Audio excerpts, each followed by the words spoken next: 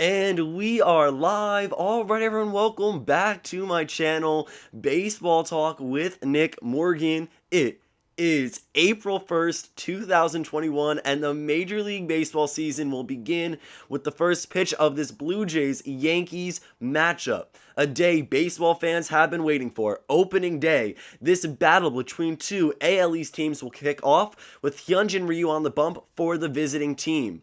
Yankees ace Garrett Cole will get the ball for his second opening day start with the organization, and it will be a full 162-game schedule for teams this season, as the first for both the Jays and the Yankees will begin momentarily. But first, let's take a look at today's Toronto Blue Jays lineup, guys. Baseball is back. I cannot wait.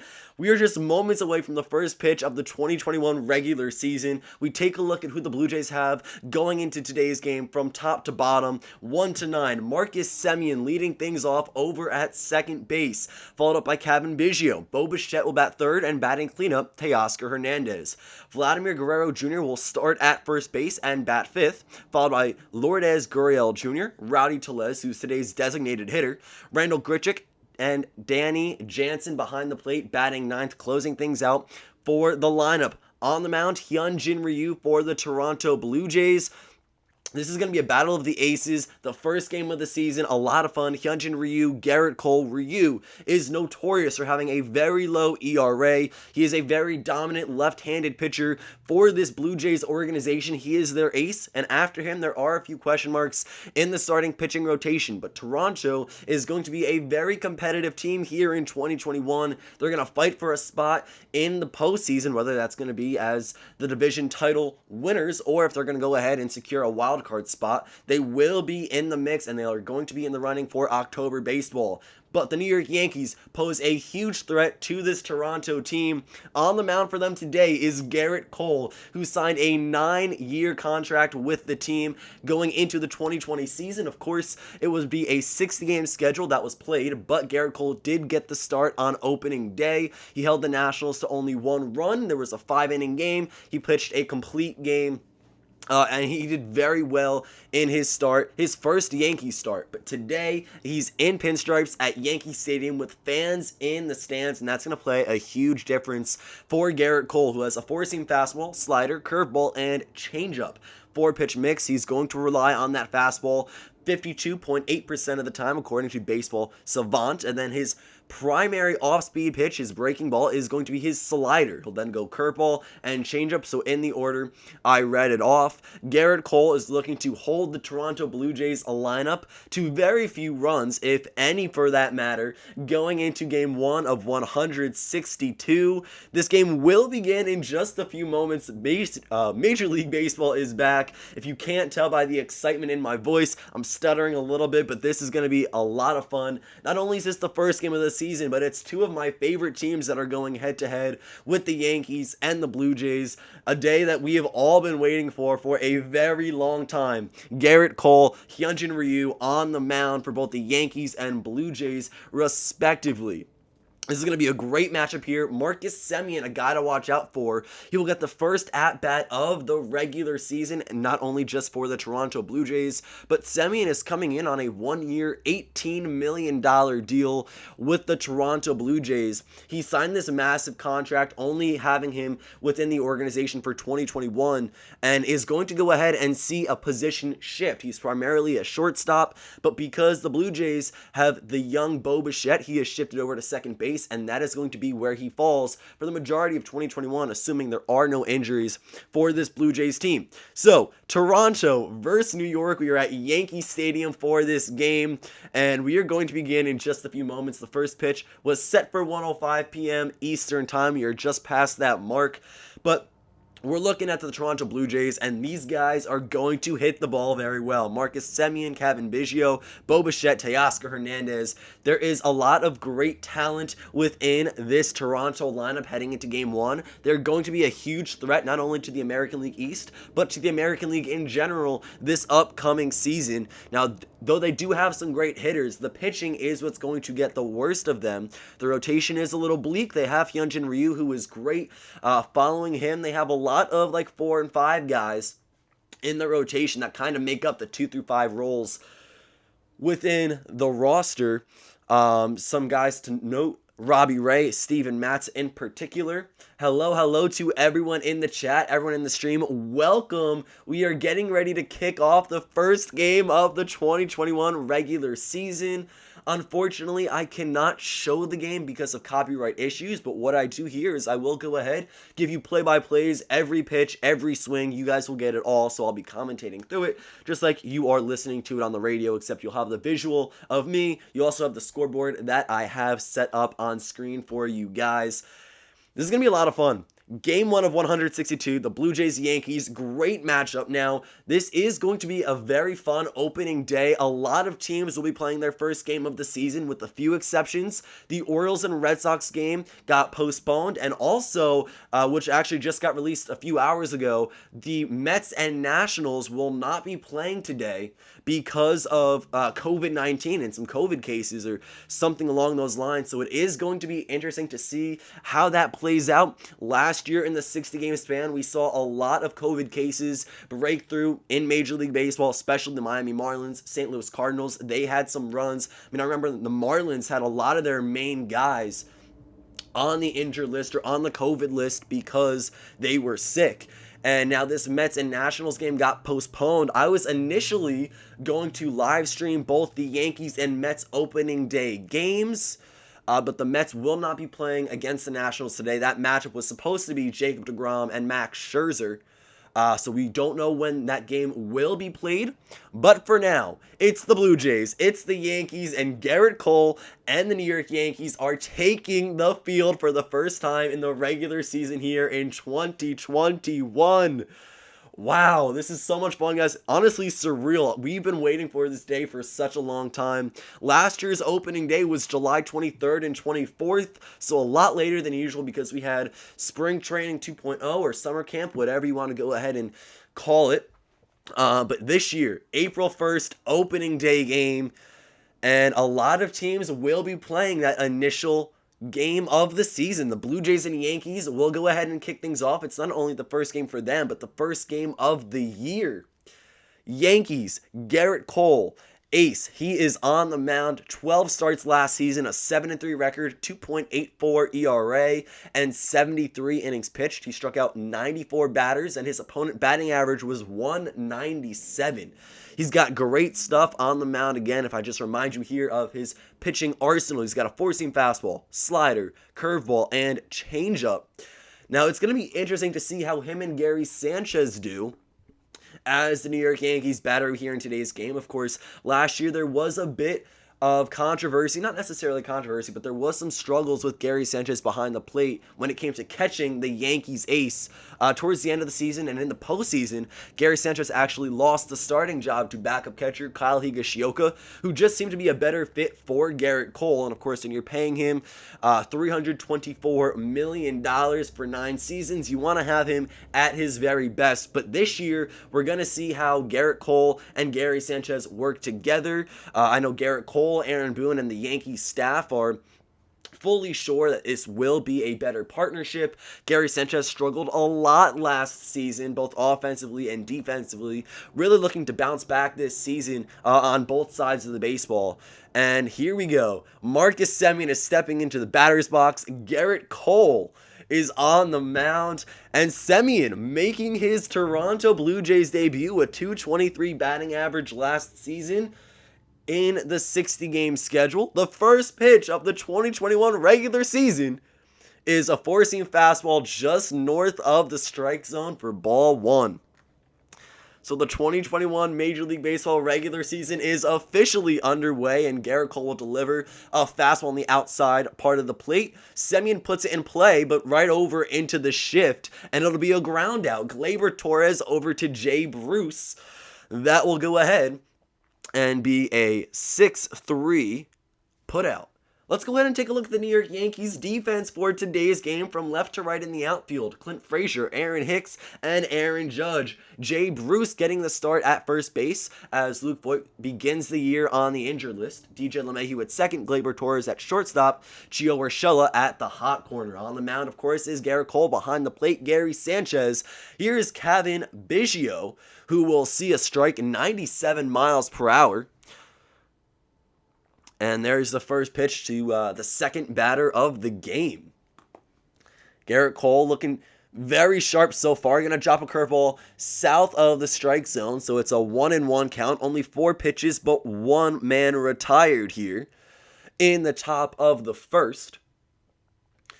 Urschella and Torres, the left side of the infield. The right side of the infield, we got DJ LeMahieu and Jay Bruce. Of course, DJ re-signed this season, a 6-year, $90 million contract as Beigio fouls one back for the second strike of the at-bat.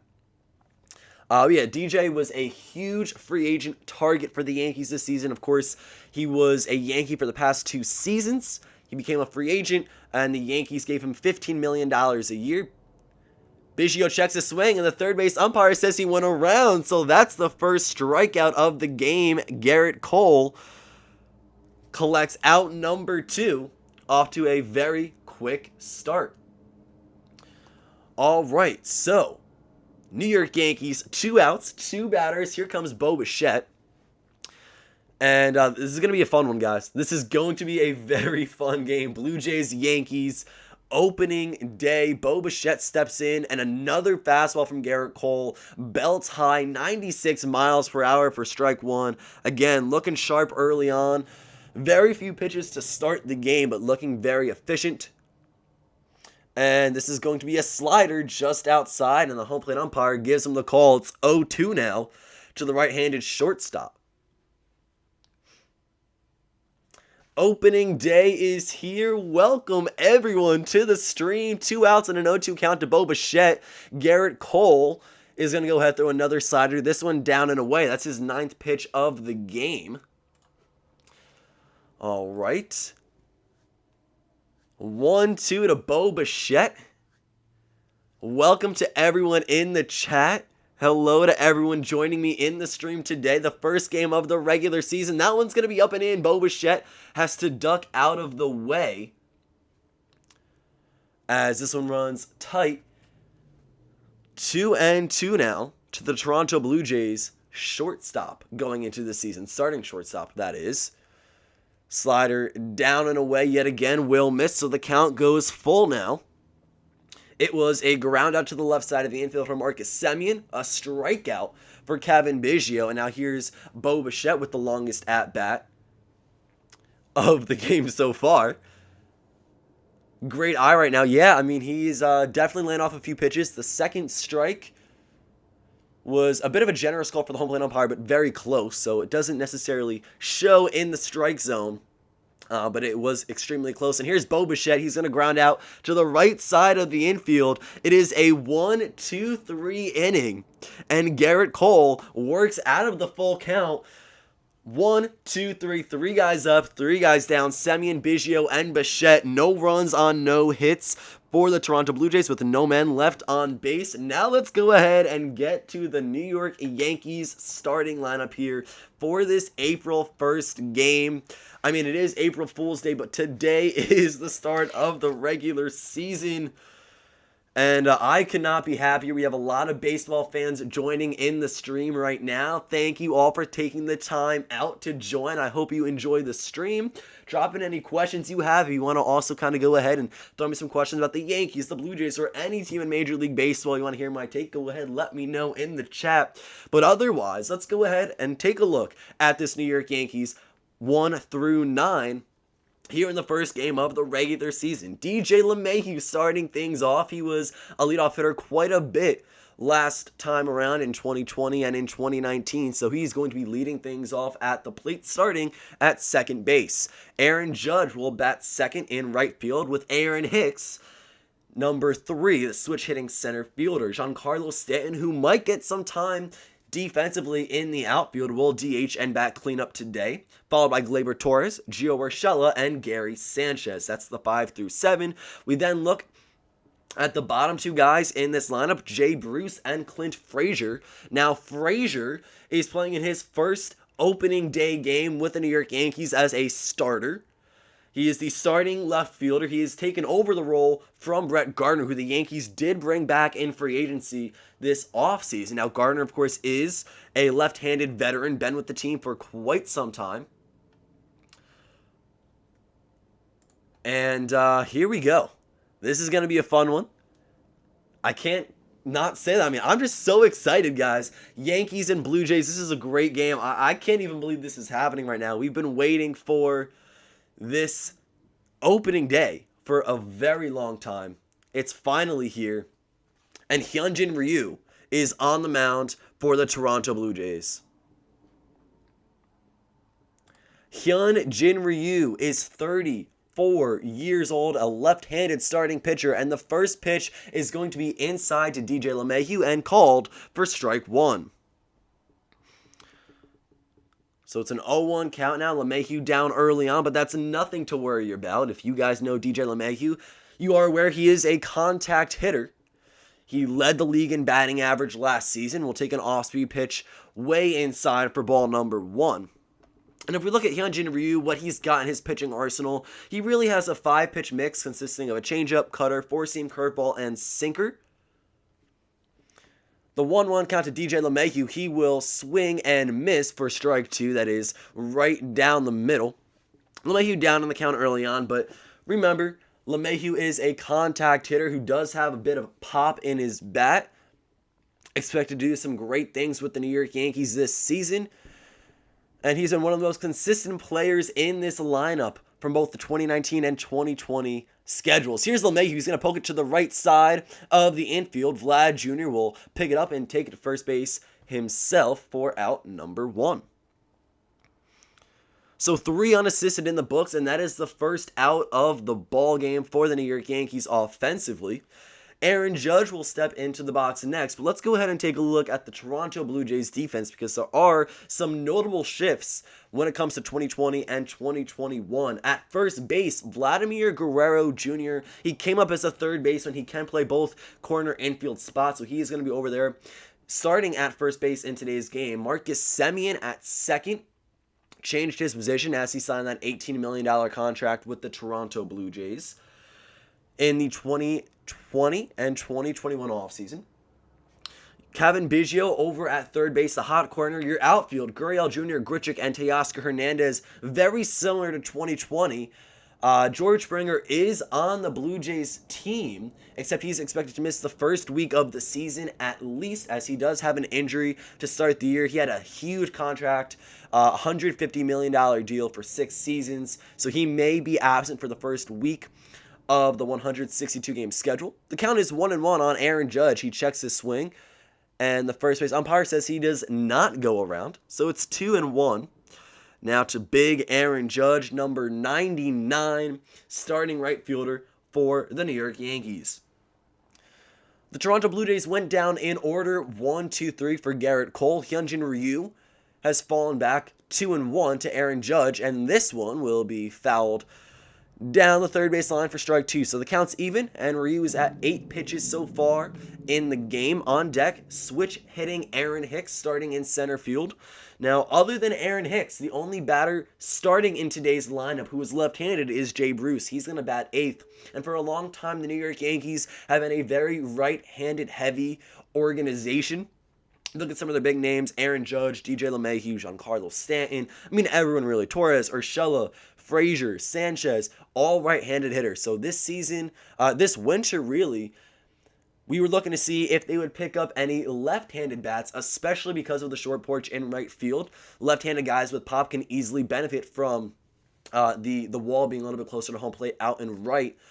So with Jay Bruce and Aaron Hicks, you do have a little bit of left-handed abilities within the lineup. Also, Derek Dietrich, who's been sent down to the minor leagues, at least to start the season, is another left-handed guy with power who we might see at the major league level at some point in this season. Aaron Judge made it to a full count, but then would strike out Hyunjin Ryu, blows it by him up and in, so that is out number 2. Both starting pitchers have recorded their first strikeouts of the season. For Cole, it was the one and only, let's go ahead and take a look, Kevin Beigio. And now for Hyunjin Ryu, Aaron Judge will go down on strikes. 2 up and 2 down for the Yankees lineup. Now we take a look at Aaron Hicks, who will bat from the right side with the left-handed Hyunjin Ryu on the mound. His changeup is his most used pitch. He then frequents the cutter at 24.2% of the time. And the first pitch to Aaron Hicks will be outside for strike number 1. Sorry, for ball one, rather. So Hyunjin Ryu coming in, the Blue Jays ace. He was atop Major League Baseball in ERA the past 3 seasons. As all 3 years, it's been below, I believe, 2.5, just kind of calling that off the top of my head. The count does go even out to Aaron Hicks. When we look at Hyunjin Ryu right here, his ERA in 2020 was 2.69. In 2019, it was 2.32 and 1.97 in 15 games. That 2018 year with the Los Angeles Dodgers. Ryu is nasty. He's definitely got some great stuff. His opponent batting average is pretty low. And that's what the Blue Jays need, especially when it comes to starting pitching. That is where they struggle most when it comes to their roster. You also look at the later innings, their bullpen. Kirby Yates was a huge pickup for them, and he's going to have to go through Tommy John surgery and miss the 2021 season. So a big blow there to the Blue Jays bullpen. 2-1 count is going to be called strike. The count goes even at 2-2 again. So Hyunjin Ryu definitely showing signs of efficiency early on right here. 14 pitches in the bottom of the first. It is a scoreless game. And we'll go ahead and see what his payoff pitch is here to the switch hitting Aaron Hicks. Swung on and missed 91 miles per hour, lower third of the plate. So that will go ahead and be strikeout number 2 for Hyunjin Ryu. And both sides will go down in order. We head to the top of the second, where the Toronto Blue Jays look to strike first and at least get their first hit of the game. Teoscar Hernandez, Vladimir Guerrero Jr., and Lourdes Gurriel Jr. will all bat, as they are the 4 through 6 guys here in the Toronto lineup on April 1st, 2021. Again, guys, a huge game today and a big day for Major League Baseball. With the exception of a few teams, everyone is starting their season this afternoon or this evening.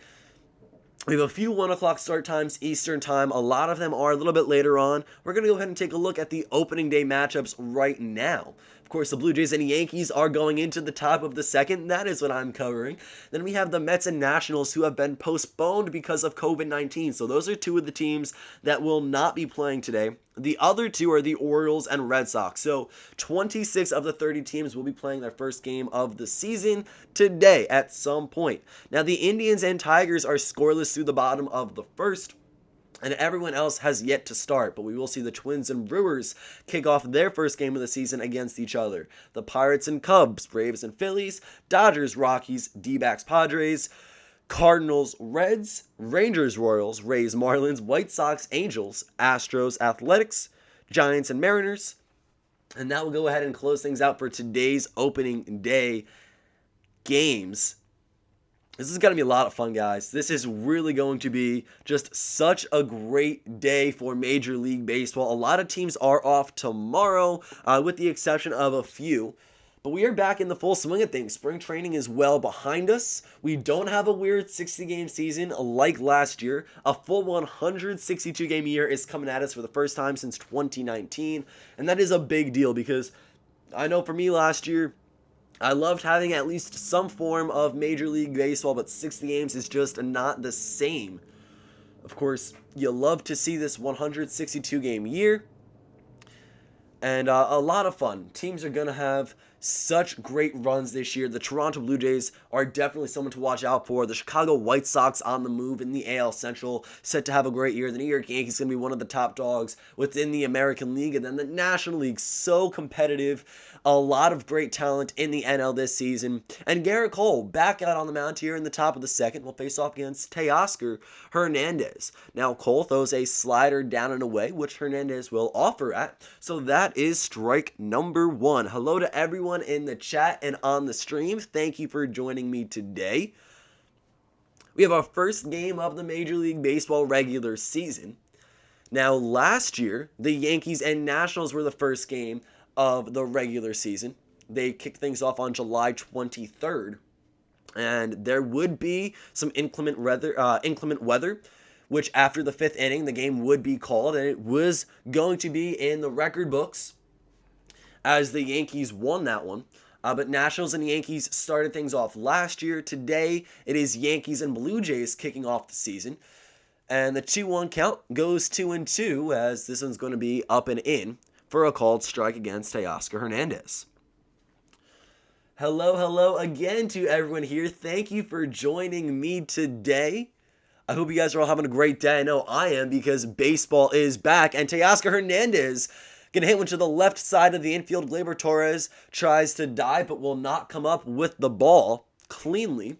Let's go ahead and see if that's an error or credited as a base hit for the number 4 batter here in Toronto. It looks like it went right through Gleyber Torres' legs. He kind of took a knee and dove to attempt at that baseball, but was not successful.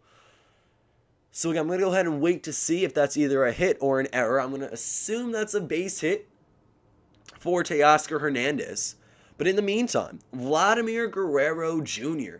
had a spectacular offseason, at least when it comes to getting in shape. He lost over 40 pounds, looks to be in the best shape of his life. He feels really confident in what he can do this upcoming year. And it all starts with this first at-bat against Garrett Cole in 2021. He has not lived up to the expectation a lot of fans put on him going into his career thus far. But first pitch lines it right back up the middle. Garrett Cole has to duck so he does not get hit by the hit. And Vlad Jr. will have himself a single, the first at-bat of his 2021 season. So right back up the middle. The pitch was right down the heart of the plate. DJ LeMahieu makes a nice attempt at it, but will not get to the ball. So it is first and second for the Toronto Blue Jays. So they are going ahead, and they're threatening early on. Garrett Cole shut them down 1-2-3 in the first. But now without recording it out, he's allowed 2 hits so far here in the second. Lourdes Gurriel Jr. will make his first appearance of the season. Last year, he appeared in 57 games with a .308 batting average and 11 home runs to his name. He's got runners on both first and second. The first pitch he sees is a backdoor slider just off the edge of the plate for ball 1. Who do you think wins the World Series in 2021? Well, personally, I think the matchup will be the New York Yankees and Los Angeles Dodgers, representing the American League and National League respectively. And at that point, it comes down to health, who's around, who's available. But either way, right now, I do think the Dodgers have the best team in Major League Baseball. So it'd be easy to go ahead and say I do believe the Los Angeles Dodgers will win it in 2021. And they'll go back-to-back. But we'll see. I mean, if the Yankees are healthy, they might give them a run for their money. Another favorite in the American League, the Chicago White Sox. So it will be fun to watch, especially as this season progresses, who is up top in Major League Baseball. And another single now. This one goes to Lourdes Gurriel Jr. and Teoscar Hernandez will score. So it's an RBI single for the Blue Jays left fielder. And that is the first run of the ball game. Now Vlad Jr. will make it to second base. Lourdes Gurriel Jr. with an RBI single. And there we have it, guys. Our first run of the regular season. Let's go ahead and change the score up here on the scoreboard for you guys. There we have it. It is 1-0. The Blue Jays strike first. Garrett Cole, 3 singles in a row, still has not retired a single batter here in the second inning. And the first pitch to left-handed hitter Rowdy Tellez will be ball 1. So the Blue Jays are on the board. They score the first run of the game. And I said it earlier on, but this team can hit. They've got sluggers from top to bottom all in their lineup. This is popped up in fair play. Jay Bruce will make the catch right along the foul line in fair territory. So it's out number 1, a pop-up P3 in the scorebook. That is the first out of the inning. It is first and second. Lourdes Gurriel Jr. stands at first base. Vlad Guerrero Jr. in scoring position. And Teoscar Hernandez is already coming around to cross home plate here in the second. 23 pitches for Garrett Cole. He's allowed 1 run so far. And in steps Randall Grichuk, today's starting center fielder for the Toronto Blue Jays. Now, we don't know how this team will go ahead and run their outfield going into the 2021 regular season. And as we get later into April and May, Because, of course, George Springer is not going to find himself on the bench unless he's injured like he is today. Springer came in, made a huge splash with the Toronto Blue Jays this offseason, signed a massive 6-year, $150 million contract. He was one of their bigger purchases, or he was their biggest purchase, rather, this past winter. And now he is starting the season on the injured list. He's expected to miss the first 6 or 7 games of 2021. But afterwards, we don't know if it's going to be Gurriel and Hernandez in the outfield, Gurriel and Grichuk in the outfield, Grichuk, Hernandez. There are a lot of different possibilities. Now, of course, we should still see Lourdes Gurriel, Randall Grichuk, and Teoscar Hernandez all in the lineup because one of them should be awarded that designated hitter role. As George Springer comes back, he, of course, will be their starting center fielder. I'm sure he'll be batting near the top of the lineup as well for this Toronto team. It's a 2-0 count to Randall Grichuk, and he's going to foul this one back, so the count goes 2-1. Just a quick reminder right here, runners on first and second, only one out. The Blue Jays have already capitalized one time here in the top of the second as they have scored first. Grichuk, Gurriel, Hernandez, 3 sluggers in the outfield. 97 miles per hour, belts high. Grichuk will wave and miss, so it's now 2-2 in the top of the second with 2 men on and 1 retired for Garrett Cole. Had a great first inning. He struck out 1, that was Kevin Beigio, forced 2 ground outs, and now here in the second, he struggled, recorded the first out, 4 batters in to the top half. The 2-2 curveball down and away, so the count will be full to the number 8 batter, Randall Grichuk. So it's going to be Grichuk, Danny Jansen, and if we get that far, Marcus Semien will bat for the second time here in the second inning.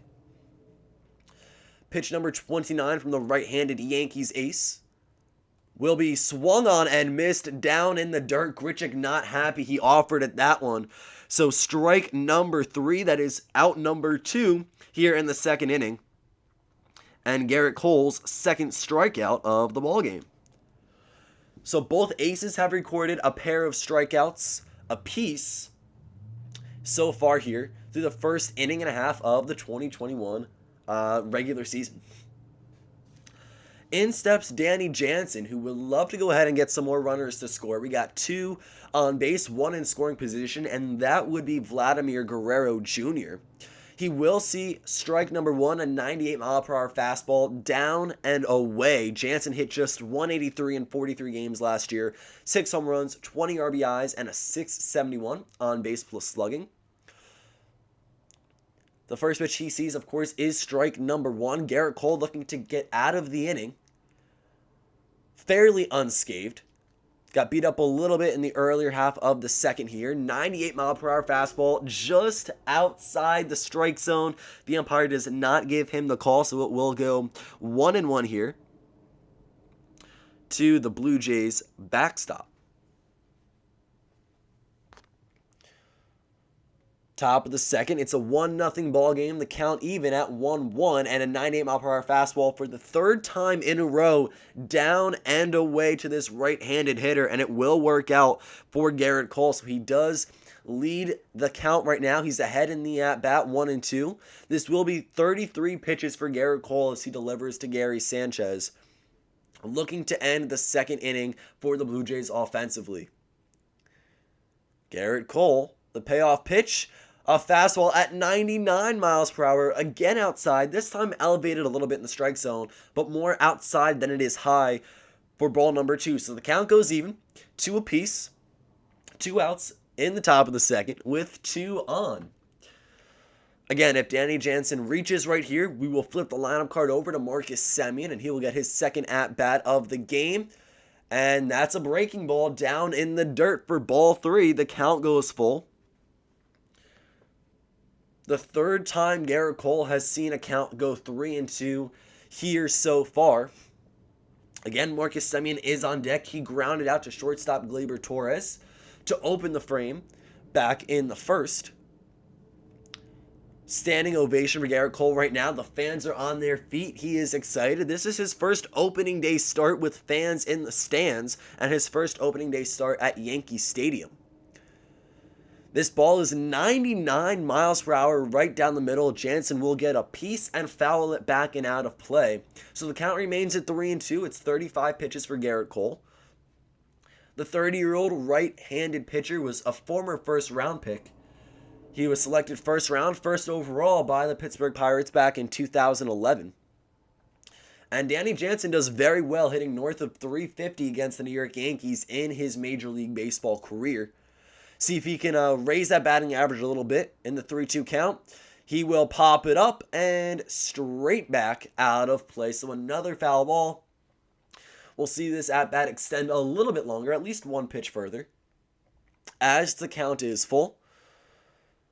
Vladimir Guerrero Jr. occupying second base. Lourdes Gurriel Jr. had an RBI single. He is still over there at first base, looking to at least make it up to second with some sort of hit here from Jansen or even a walk. Garrett Cole looking to finally get Jansen out of the game, or rather out of the box, and he will foul this one off of his leg. So the umpire steps away for a second just to give Jansen his time, recover a little bit, fouls it right off of his shin, it looked like. So the count again remains 3-2. I believe that's 3 foul balls in a row. And there are 2 outs. So 2 outs, runners on first and second. It is a full count. And the Blue Jays have scored 1 run already so far here in the second inning. So yes, 2 outs, 2 on here in the top of the second. Garrett Cole getting close to 40 pitches. Ideally, he would get at least 5 innings in the first start of the season. And this one is a fastball outside, but the umpire rings him up for strike number 3. That will end it. So Garrett Cole got Danny Jansen looking. That is his 3rd strikeout of the ball game. First looking against the Toronto Blue Jays, but the Blue Jays will strike first. They do score a run here in the top of the second. Early on, they're putting pressure on the New York Yankees lineup. So 1 run for the Toronto Blue Jays. But 3 hits and 2 men left on base. We head to the bottom of the second. The Yankees want to go ahead and tie things back up. Let's go Yankees. Yes, I could not agree with you more. For me, I don't know if you guys know or how many of you are new to my channel, but I have 3 favorite teams in Major League Baseball, and they're a bit odd. My favorite, I'm a diehard Yankees fan. Number 1, that is my team. And then the other 2 of my favorite teams are the Mets and the Blue Jays, which a lot of people are like, well, how do you like both Yankees teams, or how do you like both New York teams, and how do you like 2 competing teams in the American League East? Well, the Yankees and Mets are local for me. The Yankees have just always been my number 1 team for as long as I've been passionate about baseball. The Yankees have been the organization I follow most. I know them the most, and when it comes to their history, their players, their organization, everything. And the Toronto Blue Jays, I just love. I started watching them at a young age as well.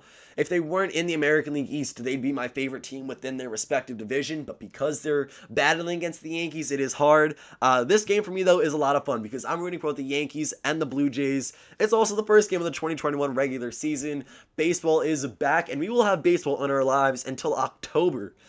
So that is a great thing. Of course, baseball is here. The season is underway, and we're going to go to the bottom of the second. Giancarlo Stanton, Gleyber Torres, and Geo Urschella will all get their first at-bats of the ball game. End of the year. Guys, if you are new to my channel, don't forget to drop a like on the stream. Comment in the chat, let me know you're here, and also subscribe, join the team. Looking to make this year a huge year on YouTube. I have a lot of fun content coming out for you guys over the course of the 2021 regular season. A lot of streams. If you like what I'm doing right now, you want to stay tuned, have your notifications turned on, because I will be streaming, doing a lot of play-by-plays throughout the entirety of the season, especially over the summer. A lot of games coming at you live like this. I enjoy chatting with you all, calling the game. This is something I want to pursue in the future, and something I've also just really enjoyed and loved ever since I started the channel back in 2018. So here we go, Giancarlo Stanton, first at-bat of the game. The first pitch is a ball. The second pitch also will run inside, so it's 2-0. Hyunjin Ryu will fall behind early on. Now, Ryu had a very clean first inning, 1-2-3, 2 strikeouts, both strikeouts swinging to Aaron Judge and Aaron Hicks. This is the bottom of the second inning, and Stanton will foul one back. So the count goes 2-1. Looks like right off the knob of the bat right there.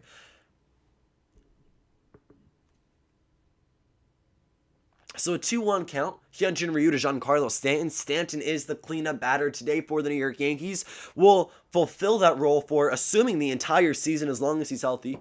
Knock on wood right there. Collect baseball cards. What's your thoughts on Jason Dominguez pickup? Well, Jason Dominguez, let me tell you, as a Yankees fan, I love this kid. I mean, he's just a few months older than me, which is insane. But Jason Dominguez, really, he's going to be a lot of fun to watch. He's expected to be combinations of some of the greatest players ever in the game. He's a switch-hitting outfielder, if you're not familiar. A lot of power, good speed. He's got a good glove. His baseball card stock has been insane. I do also collect baseball cards. Also, just really quick, it is a full count to Giancarlo Stanton right here, as he leads off the bottom of the second. But Jason Dominguez, if you have anything of his, you're going to want to hold on to that for a while, because once he makes his debut, if he lives up to the Dominguez hype, his card is going to be worth a lot of money. I know a couple of his autographed cards already go for a couple $1,000s, which is insane. I would never spend that much on a card myself. But yeah, if you have Jason Dominguez or want to pick up Jason Dominguez, go for it, because he is going to have a lot of potential, a very high ceiling in his Major League Baseball career. 3-2 to Giancarlo Stanton. He will send this one to the infield. He skies it up, and Marcus Semien will make the play. It was hard to see right there for a second because the camera angle provided on Yes Network, you didn't really know where the ball was, but it was popped up super high to the infield, and second baseman Marcus Semien would make the catch for out number 1. So it's a P4 in the scorebook if you're keeping track alongside myself. First out of the second inning, 4th consecutive out for Hyunjin Ryu here in his first start of the year. Now, Ryu came over to the Blue Jays on a 4-year deal as he loops in a 73-mile-per-hour curveball to Gleyber Torres for strike 1. Now, Ryu is definitely going to play a huge role for this Blue Jays team. He did in 2020. He is going to even more in 2021 as this team looks to be a little bit better than last season. They had a good run in the previous year. However, they did make some notable upgrades with Marcus Semien and George Springer. When Springer is back and healthy, he is going to be vital for the lineup, who already can hit very well. The count is 0-2 to Gleyber Torres as there's another foul ball. But the Blue Jays can hit, and there's no surprise with that. Pitching is going to be their big issue, but with Hyunjin Ryu on the mound leading the staff, pitching every 5th day, you have a lot of hope with him. We talked about it earlier on, I believe back in the first inning, but he's had a sub-3 ERA for the past 3 seasons, and a sub-2 ERA back in 2018 in 15 appearances. Ryu is going to be huge for this Blue Jays team. Behind him, there's a lot of question marks in the rotation from 2 to 5. You do have Robbie Ray, Steven Matz, some young guys in the mix as well. But Hyunjin Ryu is your number 1 guy. So when he is at his A+ shape, you know the Blue Jays are going to be playing well that day. And right now, we can see it already. Off to a slow start, only in the 2nd inning, but Ryu has been dominant. He's been shutting down the Yankees staff and their lineup. 4 up, 4 down, Gleyber Torres in a 2-2 count, and Ryu wants to prevent a hit here yet again. The payoff pitch is going to be a fastball, full count, and Torres will hit it down the left field foul line.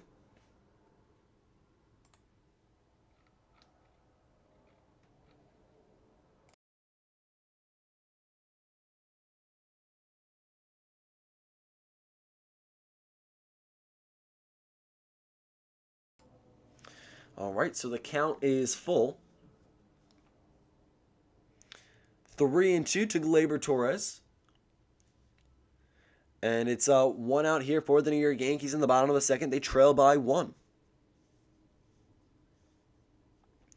Number 99 pitching to number 25 for the Blue Jays and Yankees. Gleyber will put this one in play, but also out of play. It's fouled back. Count goes 3-2.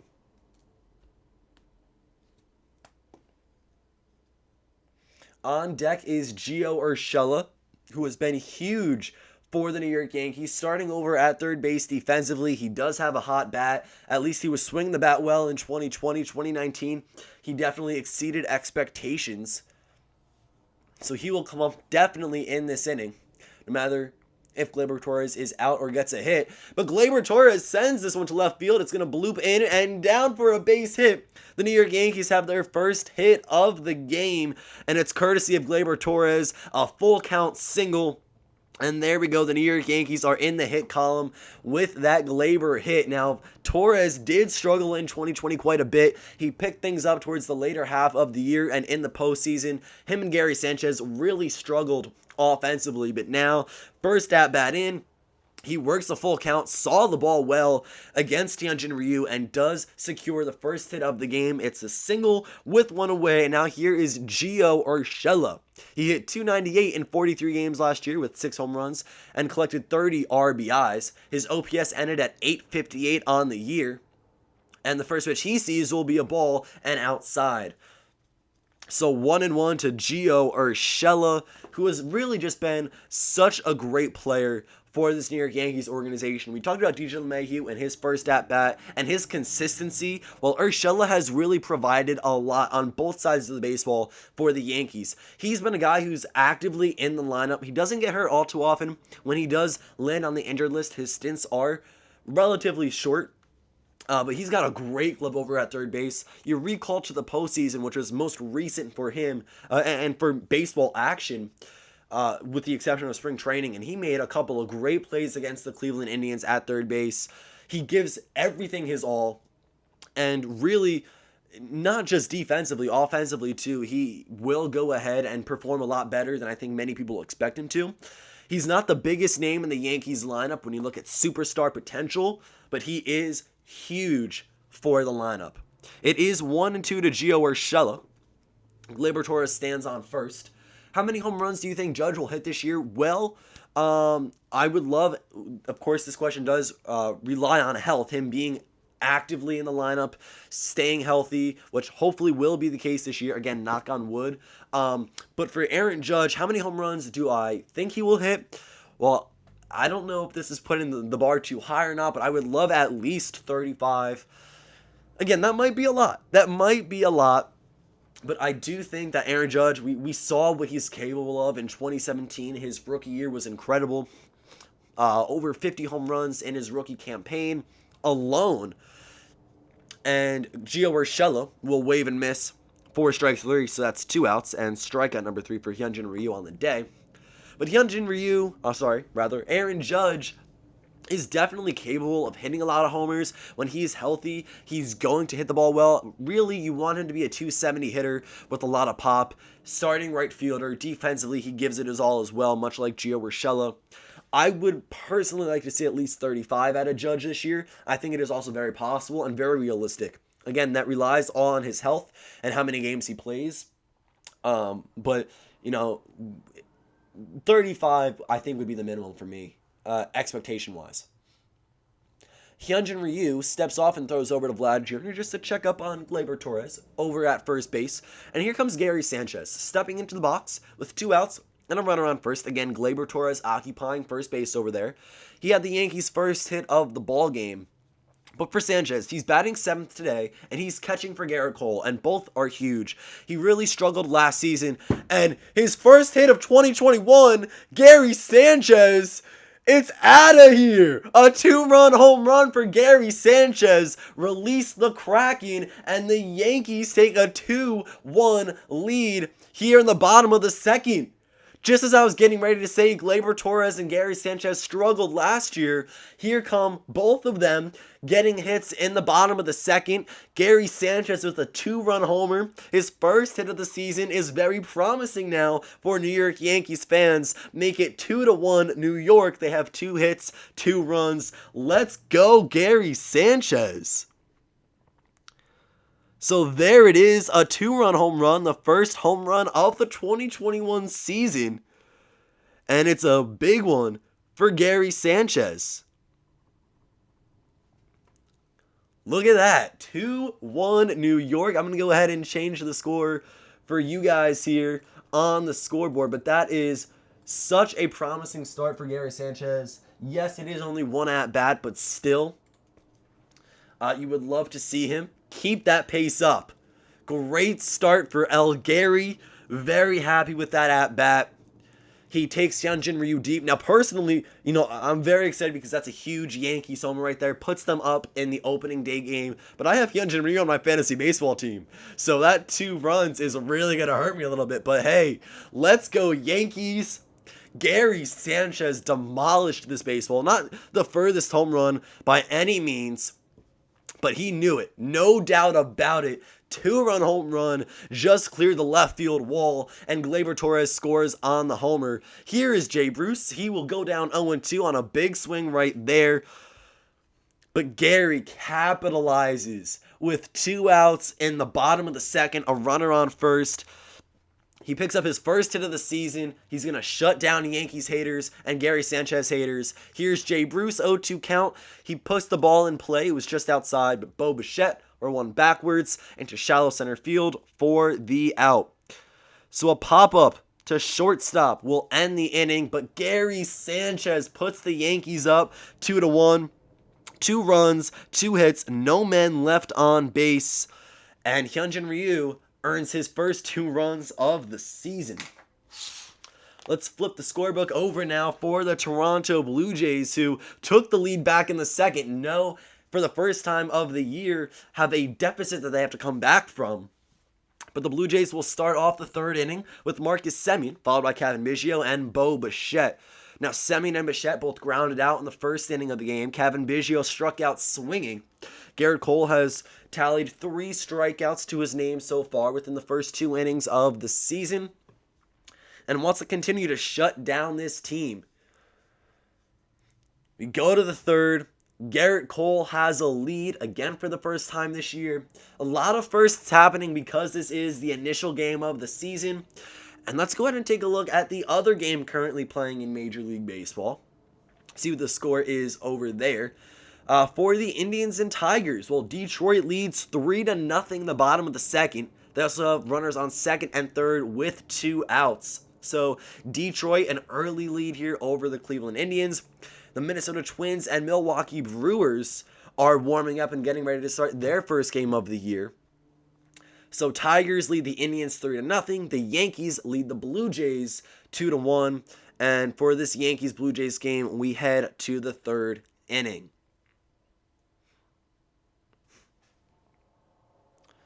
All right. So it's going to be Semien, Beigio, Bichette for the Toronto Blue Jays, looking to bounce back, score another run or 2 or more off of Garrett Cole. They were able to get a few hits early on in the 2nd inning. They reached Garrett Cole early. Back-to-back hits with Hernandez Guerrero and Gurriel. Everyone after that would go down and retire the inning. But for Marcus Semien, he is looking for his first hit as a Toronto Blue Jay. He came in on a 1-year, $18 million deal, shifted from shortstop primarily to second base because the Blue Jays do have Bo Bichette, and this team is filled with a great young core, Guerrero Jr., Bichette, and Beigio. But then we also have some vets now. Marcus Semien, of course, we see him now. We saw him earlier in the 1st inning. George Springer, who we've talked about multiple times already here in the stream. He is out starting the year injured, but should only miss about a week or so. That's best case scenario right now. Semien will go ahead and take the first pitch of the at-bat for ball 1, and then a looping curveball will miss downstairs for ball 2. So he is ahead early on in the count. Again, he wants to get on base, preferably with a hit. His first hit in Toronto Blue, and I just love the uniforms the Blue Jays are sporting today. Semien pops this one up in foul play down the 3rd base line, and no one will get to it. Urschella and Torres are both there. So the count's 2-1 to Marcus Semien, who grounded out to shortstop Gleyber Torres back in the 1st. Gleyber offensively would go ahead, pick up a single in the bottom of the 2nd, and score on the Gary Sanchez 2-run home run. Garrett Cole, pitch number 42, is a changeup. He takes a little bit off of it right there, 87 miles per hour, and will get Semien to swing and miss. So the count is even at 2 apiece. This one, a little bit of a late swing from Semien, but he does make the ball go out of play as he fouls it back. So the count remains 2-2 to the Blue Jays' second baseman. So he is a one-year deal player right now. He will be a free agent after the 2021 season. There's going to be a huge market for middle infielders, as Trevor Story, Carlos Correa, Javi Baez are all free agents. Francisco Lindor with a massive contract extension yesterday with the New York Mets on a 10-year deal, $341 million. He won't be a free agent, but a lot of shortstops will be available after this year. Marcus Semien now can play shortstop and second base, but here in his second at-bat, he will pop up to the infield for out number 1. So Semien 0-2 to start the season. Yet to tally a hit for the Toronto Blue Jays, and in steps Kevin Beigio, left-handed third baseman for Toronto today. The first pitch of the second at-bat here for the young kid is going to be a curveball south of the strike zone for ball 1. There is a slight shift here, not really a slight shift, but 3 defenders on the right side of the infield, everyone with the exception of Geo Urschella. Urschella's pretty much playing that shortstop role right now, right in the middle of second and third base. You got Torres, DJ, and Bruce all on the right side. And Kevin Beigio will go 2-1 in the at-bat as Garrett Cole misses with the fastball outside. So 2-1 to Beigio. He struck out swinging to start the season. Back in the first, we take a look at what he could do here as the Blue Jays do find themselves down 1 run in the top of the third. And this one, 97 miles per hour, letter high, but fouled back and out of play. So the count's 2-2, 1 out in the top of the third with no one on base. Garrett Cole nearing 50 pitches. He's at 48 currently. We'll see what he will do right now if he can retire Beigio and make him sit down 0-2 to start the day. And that he will. Got him looking. Beigio doesn't even offer at it, so he will go down strikeout looking here in the third, and he struck out swinging back in the first. That looked to be a front door slider, some sort of breaking pitch down and into Beigio. So 2 strikeouts looking and 2 strikeouts swinging for Garrett Cole. He's racked up 4 Ks here through 2 2/3 innings, allowing 1 run. And in steps Bo Bichette. He grounded out back in the first, and he will foul this one back to start his second at-bat of the year, so it is 0-1. Garrett Cole does go to his four-seam 52.8% of the time. At least that was his usage in 2020. He averaged just under 97 miles per hour on his fastball, coming in at 96.7. He's going to blow it by these guys, especially when he takes them off with the changeup, then goes right back to it. He does go north of the strike zone, tries to get Bo Bichette and beat him with another fastball here. That one came in right around 94 to 96. Bichette will check his swing, but does not go around at the end of the day. So it's 1-1 to Bo, the starting shortstop for Toronto. And a changeup or something off speed got Bo Bichette looking a little silly up there in the batter's box. He swings right through it, then drops the bat on the follow-through. Kind of just let go of it. Definitely was not expecting that from Garrett Cole. So it's 1-2 now to the number 3 batter here for the Jays. Cole has exceeded 52 pitches. The payoff pitch is a fastball outside. Bichette takes it down the right field line, but it will be foul. So the count remains 1-2. Again, no one on base. We were in the top of the third with 2 outs. Blue Jays trail 2-1. So Garrett Cole, he has allowed 3 hits, 1 run, but struck out 4. Not a bad start to the game and to his 2021 season.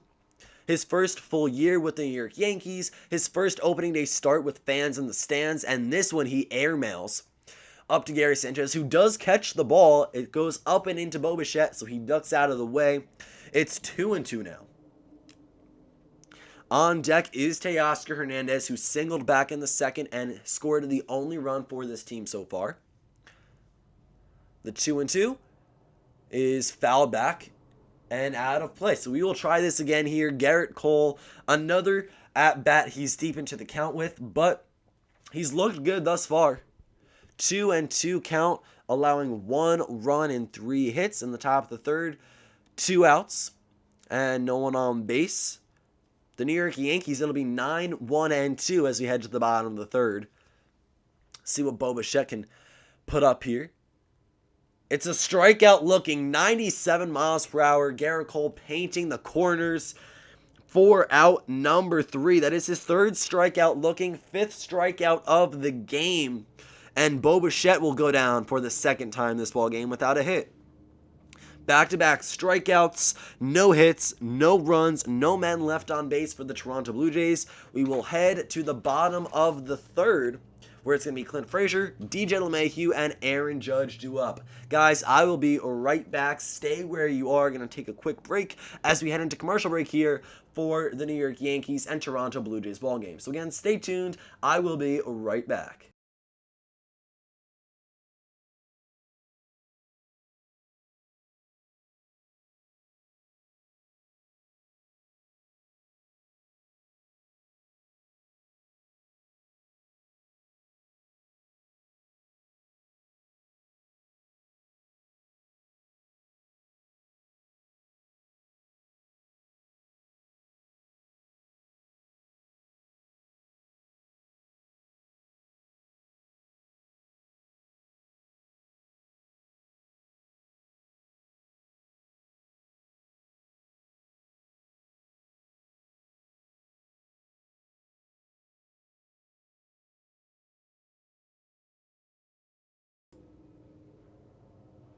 Alright guys, and we are back. Here we go. We head to the bottom of the third inning here. Toronto Blue Jays versus New York Yankees. Game 1 of the 162-game schedule starting opening day here in 2021. So again, this is game 1 for both the Blue Jays and the Yankees. They will play each other for a total of 19 times this year as they are AL East division rivals. Clint Frazier stepping into the box for the New York Yankees. This is his first opening day at bat. He finally has that starting left field role for the organization he has been a part of for quite some time now. He took it over from Brett Gardner, who the Yankees did bring back this offseason at a fairly small contract when it comes to price. But Clint Frazier, starting left fielder, a lot to prove. Showed a lot of maturity last year. 267 average in 39 games. He was relied on quite a bit. He looked to be very good with his at-bats. He takes his first pitch 1-0 as it's inside to start the at-bat. But not only did Clint Frazier do well offensively last year, but he also was in the running for Gold Glove. Now, yes, that was in a very short time frame, 39 games played, not necessarily a lot of opportunities out there, but he's getting better with the glove. I don't think he's going to be Gold Glove as a finalist this year in a 162-game span, especially when you look at some of the outfielders in the American League that he'll be up against. But as long as he just continues to improve offensively and defensively, he's going to be a reliable guy for this Yankees team, someone who they rely on a lot, especially with their outfield depth. I mean, right now, Clint Frazier, Aaron Hicks, and Aaron Judge are in the outfield. Brett Gardner is an option. Giancarlo Stanton might get some playing time out there, and Frazier, in a 2-1 count, will roll it over to Bichette, who, great play by the way, runs in on the baseball, barehands it, throws it over to first baseman Vladimir Guerrero Jr.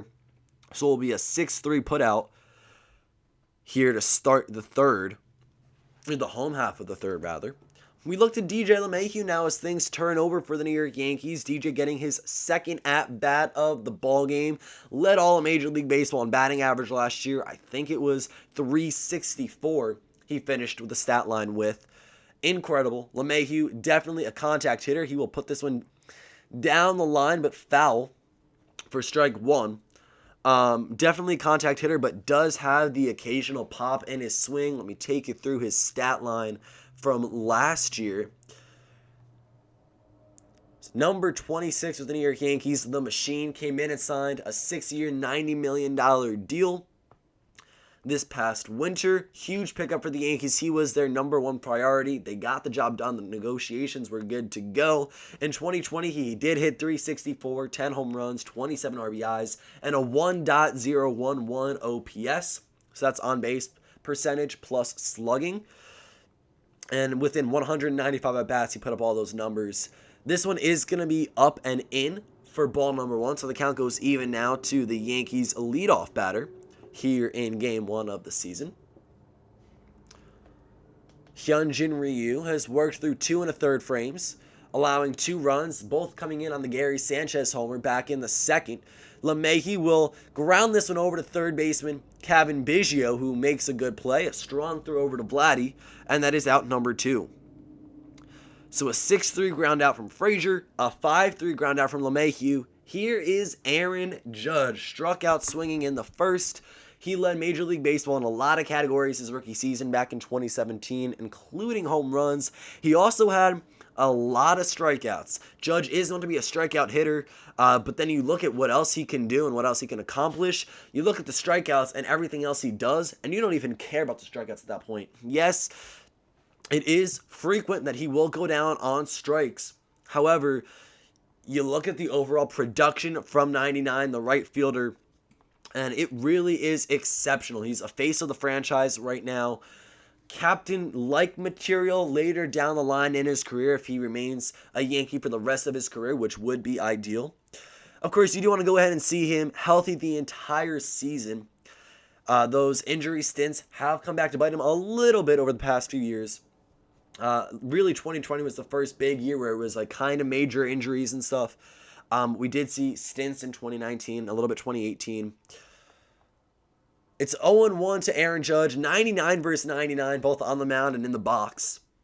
Hyunjin Ryu and Aaron Judge. Who's the better 99 in New York? Well, that's up for interpretation right there. When it comes to, pitching or offense of what you want to see. But 208 strikeouts for Aaron Judge back in 2017, 152 in 2018. Last year, 32 strikeouts in the abbreviated 60-game season. And 1 strikeout here in 2021. That's through 1 at-bat. The count is 2-1 from Hyunjin Ryu. And the payoff pitch will be swung on and put in play. Hit over to Bo Bichette, who will field it cleanly and throw a strike over to Vlad Jr. So 3 strikeouts in the inning, 2 of which go to Bo Bichette. All 3 are hit to the left side of the infield. Hyunjin Ryu did give up a 2-run home run back in the second, but has worked out of trouble ever since. No hits, no runs, no men left on base for the Yankees. The first third of this ballgame is in the scorebooks. Let's now head to the fourth. For the Blue Jays, Teoscar Hernandez, Vladimir Guerrero Jr., and Lourdes Gurriel Jr. These are the 3 guys who got it going back in the second. They were all responsible for singles. Teoscar Hernandez would lead off the at-bat, or lead off the inning with a base hit. Then he would get to second on Vlad Jr. single, and Lourdes Gurriel Jr. would have an RBI single. And that was the extent of hits that the Blue Jays have gotten off of Garrett Cole thus far. 3 singles, 3 consecutive hits, and 1 of them would be good for an RBI. So again, it is going to be Hernandez, Guerrero, and Gurriel.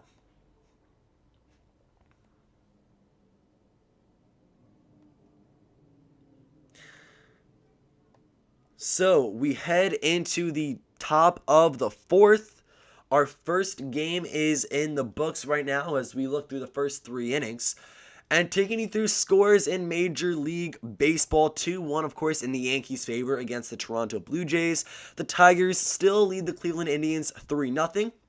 The Twins and Brewers, as well as the Pirates and Cubs, are warming up their first game of the season, yet to be underway. So 2 games have started here in 2021, opening day. A lot of Major League Baseball. 26 of the 30 clubs will be playing their first game of the year at some point over the course of the next few hours, if their games haven't already started. Again, the Mets and Nationals have been postponed because of COVID-19. They were supposed to be playing in Washington, D.C. The pitching matchup would be Jacob deGrom and Max Scherzer. They will not be playing today. We don't know when that game will be made up or when they will play their first game of the season and carry out that series. I don't know if there is information out on how many cases there were, if it was the Nationals or the Mets. I'm not all too sure quite yet. I'm sure we will learn a little bit more as things go on. But going through spring training, less than 1% of cases came back positive in Major League Baseball. They were at a really good rate for players and staff. But coronavirus, which is something that we've been well accustomed to by now, unfortunately, since March 2020, will go ahead and delay the start of the Nationals and Mets opener. We also go ahead and see the Orioles and Red Sox. Their game is postponed. I believe that is to inclement weather and not because of COVID concerns. So good on that front. Unfortunately, Red Sox and Orioles fans will not get to see their teams play here today. But that should be made up either tomorrow or over the weekend. The count starts off 0-2 to Teoscar Hernandez. Garrett Cole getting ahead early, very aggressive on the bump as he gets out for the fourth inning. Hernandez will think about it, check his swing, but not go around. It's 1-2 now to the Blue Jays right fielder. And again, Teoscar Hernandez is going to be a part of almost this jigsaw puzzle for the Toronto Blue Jays. We're not sure how their outfield is going to look once George Springer comes back. You have pieces, Gurriel Jr., Grichuk, and Hernandez. Those are your three outfielders last season, and those are your three starting outfielders today from left to right. You would assume once George Springer comes in, Grichuk would just take over the DH role. Then you have Gurriel, Springer, and Hernandez. But all these guys can hit the ball well. And Hernandez will strike out looking. A backdoor slider, not happy with the call. He looks at the umpire like, you sure? And he's like, yeah, that was a strike. So little tap on the umpire's arm. Friendly tap right there. Like, okay, I got you. But Hernandez will go down on strikes. It is a backwards K right there. 3 strikeouts in a row. All 3 looking. 6 strikeouts on the day for the Yankees ace. It is a 0-0 count to Vladimir Guerrero Jr., who steps in with 1 away and no one on. He will foul this one back and be down 0-1. Though he did single back in the second. Again, really was one of the turning points for the Blue Jays team in that second frame. Toronto looking to bounce back here. At least try to tie this ball game up. Garrett Cole versus Hyunjin Ryu was the starting pitching matchup. 2 aces, 2 guys both very good at their craft. And as of right now, Garrett Cole and the New York Yankees do have the upper hand in this ball game. Still very early on, nowhere close to over yet. We are only in the top of the 4th. This one will miss just a little high, so the count goes even 1 ball, 1 strike to the Toronto Blue Jays first baseman. Vlad Jr. lost over 40 pounds this winter, can play both corner infield positions, and he is a guy looking to perform a little bit better than his career numbers thus far here in 2021. Has not quite lived up to the Vladimir Guerrero hype. Of course, his father, Hall of Famer, Montreal Expos, and in the Angels and everything. But Vlad Jr., we look at his career numbers at Major League Baseball in that MLB level. I'll bring them up for you. But Guerrero is one of 2 first base options the Blue Jays have. It's him as well as Rowdy Tellez, at least according to the depth chart. Now, I think Kevin Beigio can play first, second, and third, so he might be available as well. Right now, he is their starting third baseman, though. So Vlad Jr., a career 269 batter with 24 homers and 102 RBIs in 685 at-bats. 2020, he hit 262, and right now he's batting 1,000. The count is full. He is 1 hit into the season in 1 at-bat. 3 balls, 2 strikes, 1 out, no one on. Vlad Jr. will put this one in play, but it will get out of play.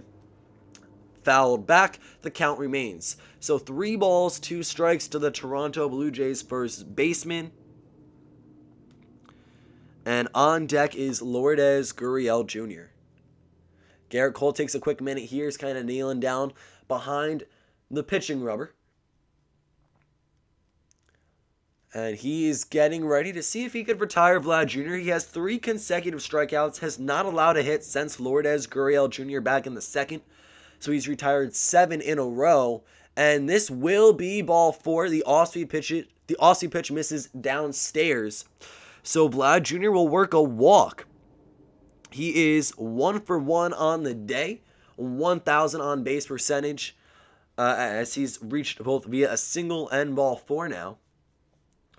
So Lourdes Gurriel Jr. steps in, brother of Yuli Gurriel of the Houston Astros. Lourdes Gurriel Jr. steps in, looking to see if he can maybe get something going for the Toronto Blue Jays. They struck first back in the second, only scored 1 run after that 3-single mix right there for Hernandez, Guerrero, and Gurriel. Then the Yankees came in right after that, hit a 2-run home run, have taken the lead, and there's been no looking back since.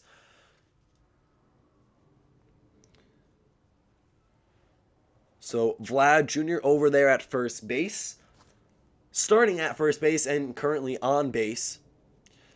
And Lourdes Gurriel takes strike 1, fouls back strike 2, so he is behind in the count, but he is responsible for the first and only RBI of the day for the Toronto Blue Jays thus far. See if he can come up clutch again for the organization and bring in at least their second run of the game, which would tie this one up at 2 apiece. Gurriel really did well at the plate last season. And Cole looks over to Jay Bruce at first base, throws a strike to try to pick off Vlad Jr., but it is not in time. So we're looking at Lourdes Gurriel Jr. Now, he is a utility player. He can play the infield and the outfield, I do believe. 287 career hitter, batted .308 in 2020 with 64 hits, 11 home runs, 33 RBIs, and 3 stolen bases.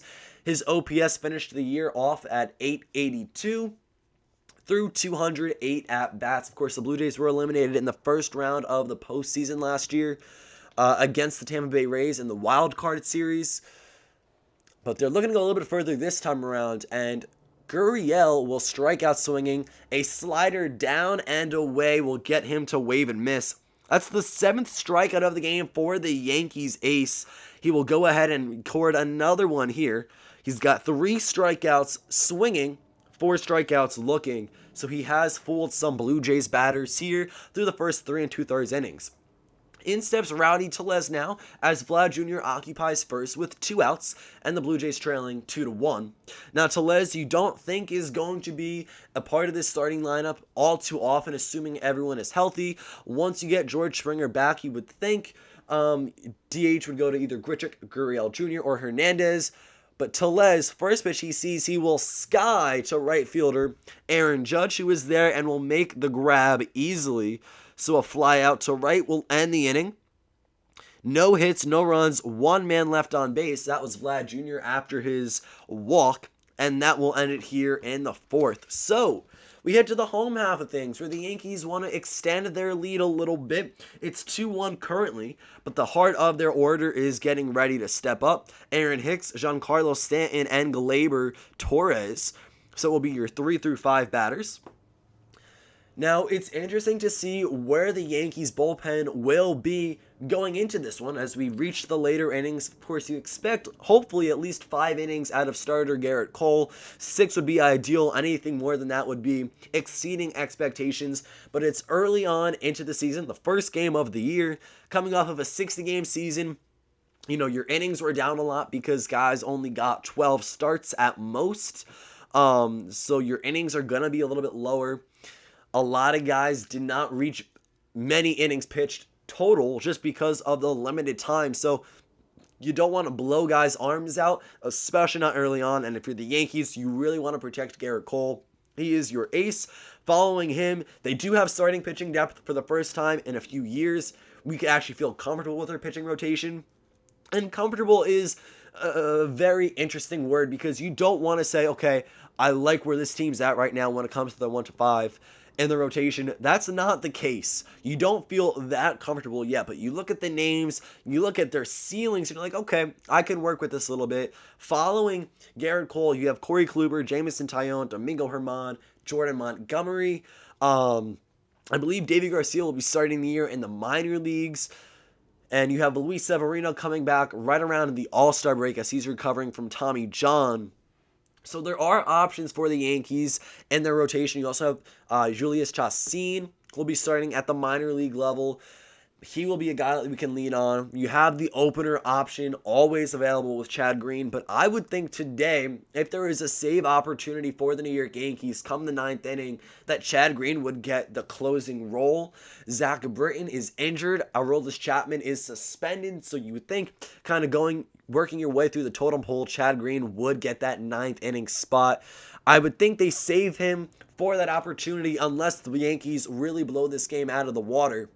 The first pitch in the bottom of the 4th for Hyunjin Ryu is a looping curveball, which will miss downstairs to Aaron Hicks for ball 1. So again, you think Chad Green is probably their closer today. Darren O'Day is definitely a guy you can go to, as well as some other young talent in the bullpen. Maybe we see Michael King. I don't really know what the go-to is going to be for Aaron Boone today, but we'll find that out within the next few minutes, hours, what have you, as this game continues to progress. Now, Aaron Hicks will take ball number 2 of the at-bat.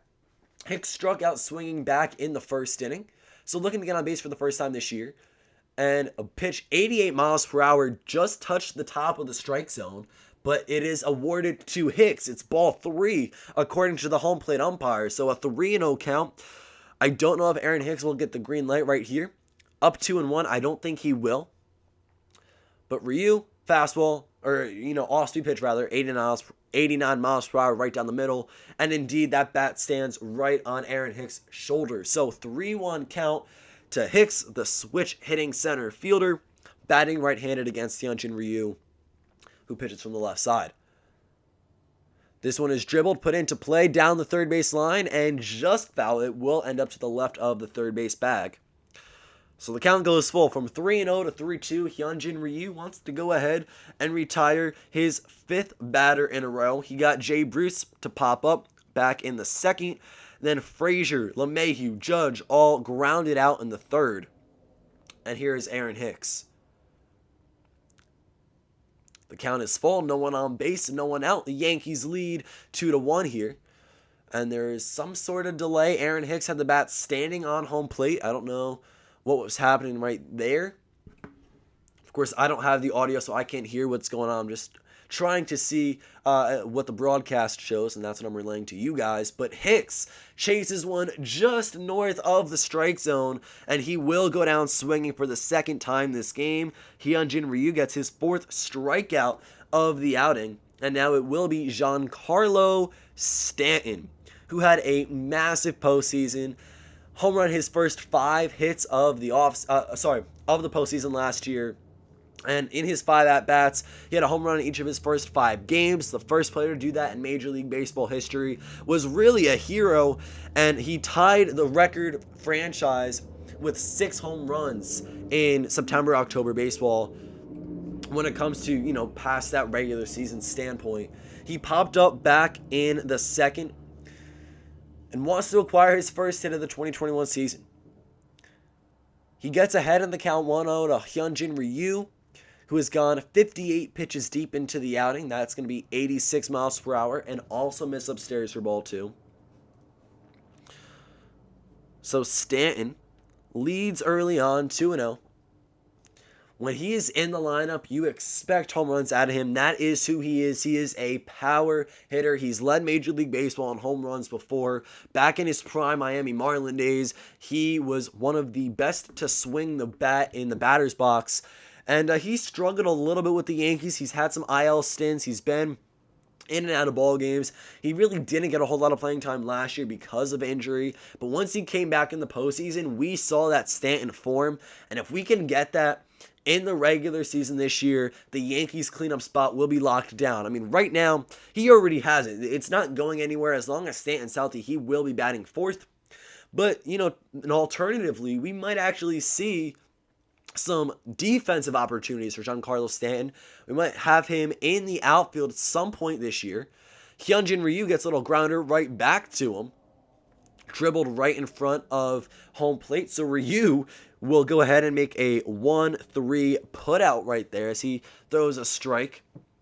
Not to home plate, but over to first. So 2 outs now. But as I was saying before with Giancarlo Stanton, if you can get that postseason form throughout the regular season, this is a guy who is going to be up there leading Major League Baseball in home runs. Maybe not necessarily leading, but he's in the top 5 when healthy the entire season. He will be hitting homers. Here is Gleyber Torres, who will swing and miss at the changeup for strike 1. 1 for 1 on the day. Back in the 2nd inning, He had that single. He later come around to score on the Gary Sanchez home run. He's batting 5th today. He struggled in the 2020 regular season offensively. A little blooper. He got to fall in left field last time. Put him on board. Now let's see if he can go 2-2 to start the day. And not just to start the day, but also the season. Hyunjin Ryu has gotten 2 outs to his name so far in the 4th. The 1-1 count becomes 1-2 as Gleyber Torres fouls one back that was just outside. So 1 ball, 2 strikes. Aaron Hicks struck out swinging to start the inning. Giancarlo Stanton grounded out back to first. And that is how we've gotten to this point so far. The payoff pitch from the Blue Jays southpaw got him looking just outside, but the ump rewards him with strike number 3. So Gleyber Torres will be the next victim of Hyunjin Ryu, who records his 5th strikeout of the outing. He ends the inning there for the New York Yankees, shuts down the 3-5 guys. No runs, no hits, no men left on base. We head to the top of the 5th. So let's go ahead and take a look here. We're going to go ahead and tie this game back up. It's going to be 8-9-1. Randall Grichuk, Danny Jansen, Marcus Semien. It's been a relatively quiet ball game so far. This is a battle of 2 aces, 2 guys very good at their craft. You have Hyunjin Ryu on the mound for the Toronto Blue Jays, who's been dominant. Garrett Cole has struck out 7 batters so far through 4 innings, only allowing 1 run. I believe he only allowed 1 run opening day last year against the Nats. Either 1 run or no runs. It's escaping me right now. I believe it was a solo home run back in the 1st that he allowed. And then other than that, he was lights out against Washington. So Garrett Cole getting his 2nd opening day start for the Yankees here. Again, former 1st-round draft pick. He was selected 1st overall by the Pirates in 2011. He's got a good mix, and he's been very good with the New York Yankees back in 2020. 12 games pitched, so every time through, he made his appearance. Because 12 games, you get a 5-man rotation that gives you a 60-game schedule. So in that 12-game span, he went 7-3 with a 2.84 earned run average. He struck out 94 batters in 73 innings. His whip was 0.96. And in his career, 204 games, all of them he's started. Career 101 and 55 pitcher, 319 earned run average, striking out 1,430 guys in 1,268 innings. So, it looks like I'm looking at the game right now for the Detroit Tigers and Cleveland Indians, and it looks like it's snowing in Detroit. Miguel Cabrera is on the highlight reel, as I assume he had a home run. Let's go ahead and take a look really quick. I can go ahead and summarize that game for you as we head to the top of the 5th. So the Tigers, let's take a look at what they have done. They currently lead the Indians 3-0. And yeah, Miguel Cabrera had a 2-run home run in the bottom of the 1st. Jacoby Jones had an RBI double in the bottom of the 2nd off of Shane Bieber, AL Cy Young from last season. He's allowed 3 runs so far. That game is in the bottom of the 4th. The Pirates and Cubs. The Pirates have 2 outs and scored 2 runs. Ke'Bryan Hayes homered in the top of the 1st inning. He's a young rookie, definitely making a name for himself. Might be the NL Rookie of the Year this season.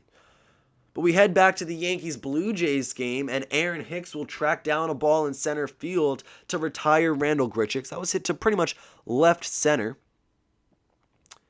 And that will be the first out of the inning. The 5th is underway.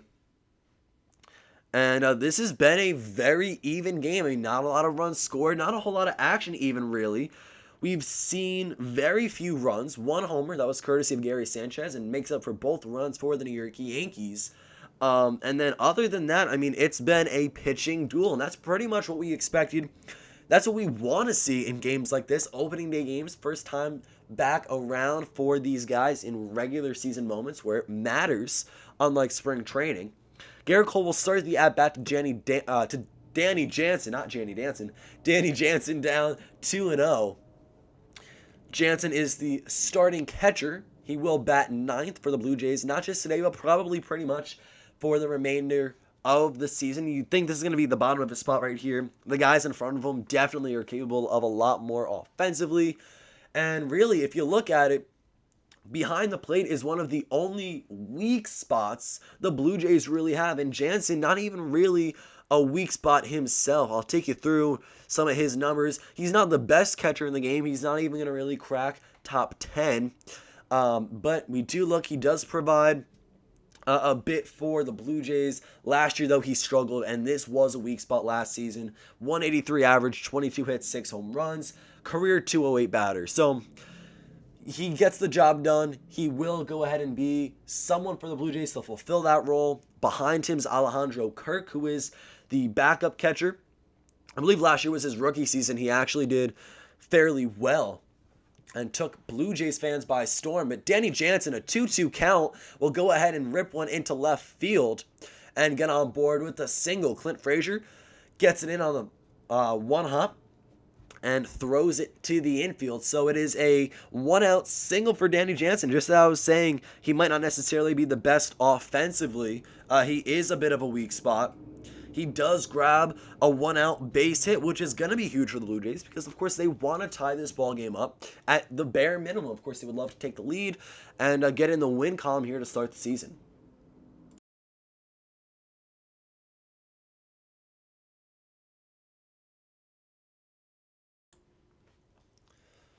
The first pitch to Marcus Semien is going to be a backdoor slider for strike one. Now, Semien has not had any success thus far at the plate. He has grounded out back in the first, and he popped out in the third. So 0 for 2 to start the day, also to start his stint with the Blue Jays. He is here on a one-year deal, $18 million. But this one is hit out to left center field, pretty much straight away left field actually, but to the warning track. Clint Frazier gets back-to-back opportunities. This one, he will make the catch with ease. So that is out number 2. A fly out to left will mark Marcus Semien's third time being retired this ball game.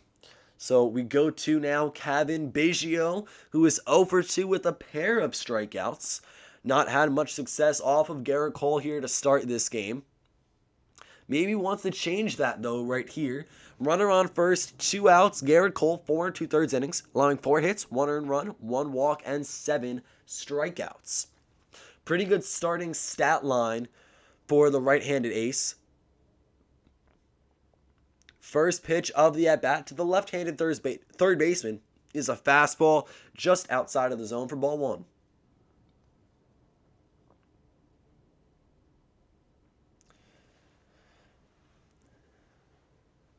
Danny Jansen on base, courtesy of a one-out base hit. And Beigio will ground one back to the backstop for strike number 1. So count is even at 1 apiece. We have 2 outs right now here in the top of the 5th. Garrett Cole has done a good job thus far retiring Blue Jays batters. Again, only 4 hits, 1 earned run. If you can keep that at 1 for the rest of the game, he is in a good shape to start the 2021 year. Yankees fans and the organization expect a lot out of Cole, who came in on a 9-year, $324 million contract. And another ball hit to left field. Clint Frazier makes the grab. It's a fly out to left for Kevin Beigio. So Semien and Beigio both 0 for 3 to start their seasons. But for the Toronto Blue Jays, no runs, 1 hit, 1 man left on base. Let's head to the home half of the frame. The New York Yankees will feature Geo Urschella as he leads things off at the plate here. He is 0 for 1, struck out back in the 2nd inning. And that was right after Gleyber Torres' single, right before Gary Sanchez's 2-run shot. So it'll be Urschella, Sanchez, and Jay Bruce. Bruce making his New York Yankees debut. 0 for 1 on the day so far. He popped out to Bo Bichette in shallow center field. The shortstop, Bichette, didn't make it over to the ball in time for the out that time around. So we head to the fifth. Geo Urschella will lead things off. The Yankees only lead by 1 run, and you don't want to feel comfortable with that just yet. The Blue Jays are a team who can hit and will hit. When you have a guy like Garrett Cole on the mound, though, it is going to be a little bit tougher, but these guys are definitely capable of putting up a lot of runs in any inning of the ball game. It's really not over until it's over, and right now Garrett Cole is doing a good job. But the Yankees need to give him a little more protection, a little more to work with. So we will see how the rest of this game plays out. But it's been a very quiet one so far. Yankees and Blue Jays. This is going to go ahead and be game 1, of course, obviously, as it's game 1 of the season, of a 3-game stint. So the Yankees and Blue Jays play today, April 1st. Then they also play on the 3rd and the 4th. They have an off day tomorrow afternoon. That Saturday and Sunday game, that's Easter Sunday, both are 1:05 p.m. starts, just like today. So after this 3-game set against the Blue Jays, the Yankees head to a series against Baltimore. They're actually home against Baltimore. A 3-game set against the Orioles. Then they travel to the Rays and Blue Jays. So a lot of AL East division opponents to start the season. A lot of these games, of course, you're getting 19 games apiece when it comes to the interdivision gameplay. So the Yankees will play the Blue Jays, Rays, Orioles, and Red Sox all 19 times this season. And getting the Blue Jays and Rays out of the way a lot early on. Ryu comes out for his 5th inning of work and will miss to Urschella for ball 1, but get right back into it with a pitch up and away, perfectly painted on the block. The umpire just does not give him the call, however. I thought that was going to go ahead and even up the count, but it does not. So 2-0 to Geo Urschella. Again, looking to kind of get his first hit of the season and help the Yankees run with this 1-run lead. Check swing, pitch in the dirt, but the first base and home plate umpire says he went around. So that's the first strike of the AB. Again, Urschella struck out back in the 2nd and is ahead in the count 2-1 currently against Hyunjin Ryu.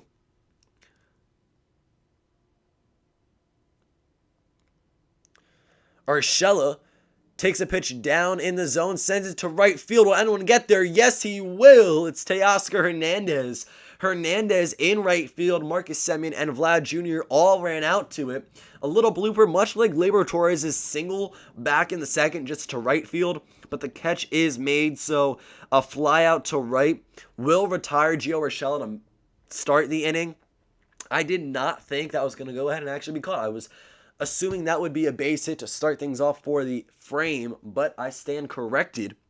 Of course, it is, again, hard to see a little bit with the camera angle. I don't get to see everything that, David Cohn or Michael Kay would see as they're calling the Yankees games because they have multiple camera angles and views. Maybe one day I'll be able to sit in the broadcast booth with all that, but right now, I'm just basing it off of the Yes broadcast, so wasn't able to see much at the time, but there we go. It is going to be a fly out there for Geo Urschella to start the inning.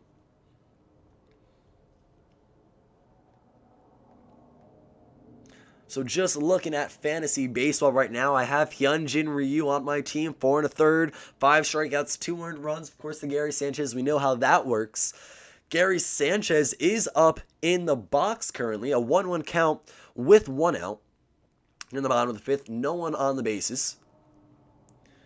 So he is responsible for the Yankees' lead right now. Drove in Gleyber and himself on the 2-run shot that just cleared the left field wall his last time around. 1-1 goes to 2-1 as Hyunjin Ryu misses outside and does not get the call. Gary, of course, looking to bounce back from that week 2020 season, as we mentioned, his last time up in the box. This is a big season for him, a lot to prove, because if he does struggle, he goes on the injured list or just really is a streaky offensive catcher, hot and cold type of guy, that might determine his future with the organization as the count goes 3-1. The Yankees might try to find alternative catchers if Gary Sanchez cannot play to his past potential. And this one he takes to left field again, but right in front of the warning track is not Yuli, Lourdes Gurriel Jr., thinking of his brother out here in Major League Baseball. But Lourdes Gurriel Jr. makes the catch in left for out number 2. So a fly out to right and a fly out to left to start the inning offensively for the Yanks. But Gary Sanchez, this is a guy where if he struggles again this season, his tenure with the Yankees may be close to over. I don't know how much more time he'll have. When he is good, is one of the top catchers offensively in Major League Baseball. Maybe not necessarily overall. We know JT Realmuto brings everything to the game offensively and defensively. Top catcher. Some other guys who are known for being good on both sides of the baseball. Gary Sanchez has struggled. Offensively and defensively, he's streaky. Sometimes he's good behind the plate. Other times he really just doesn't have his rhythm that day.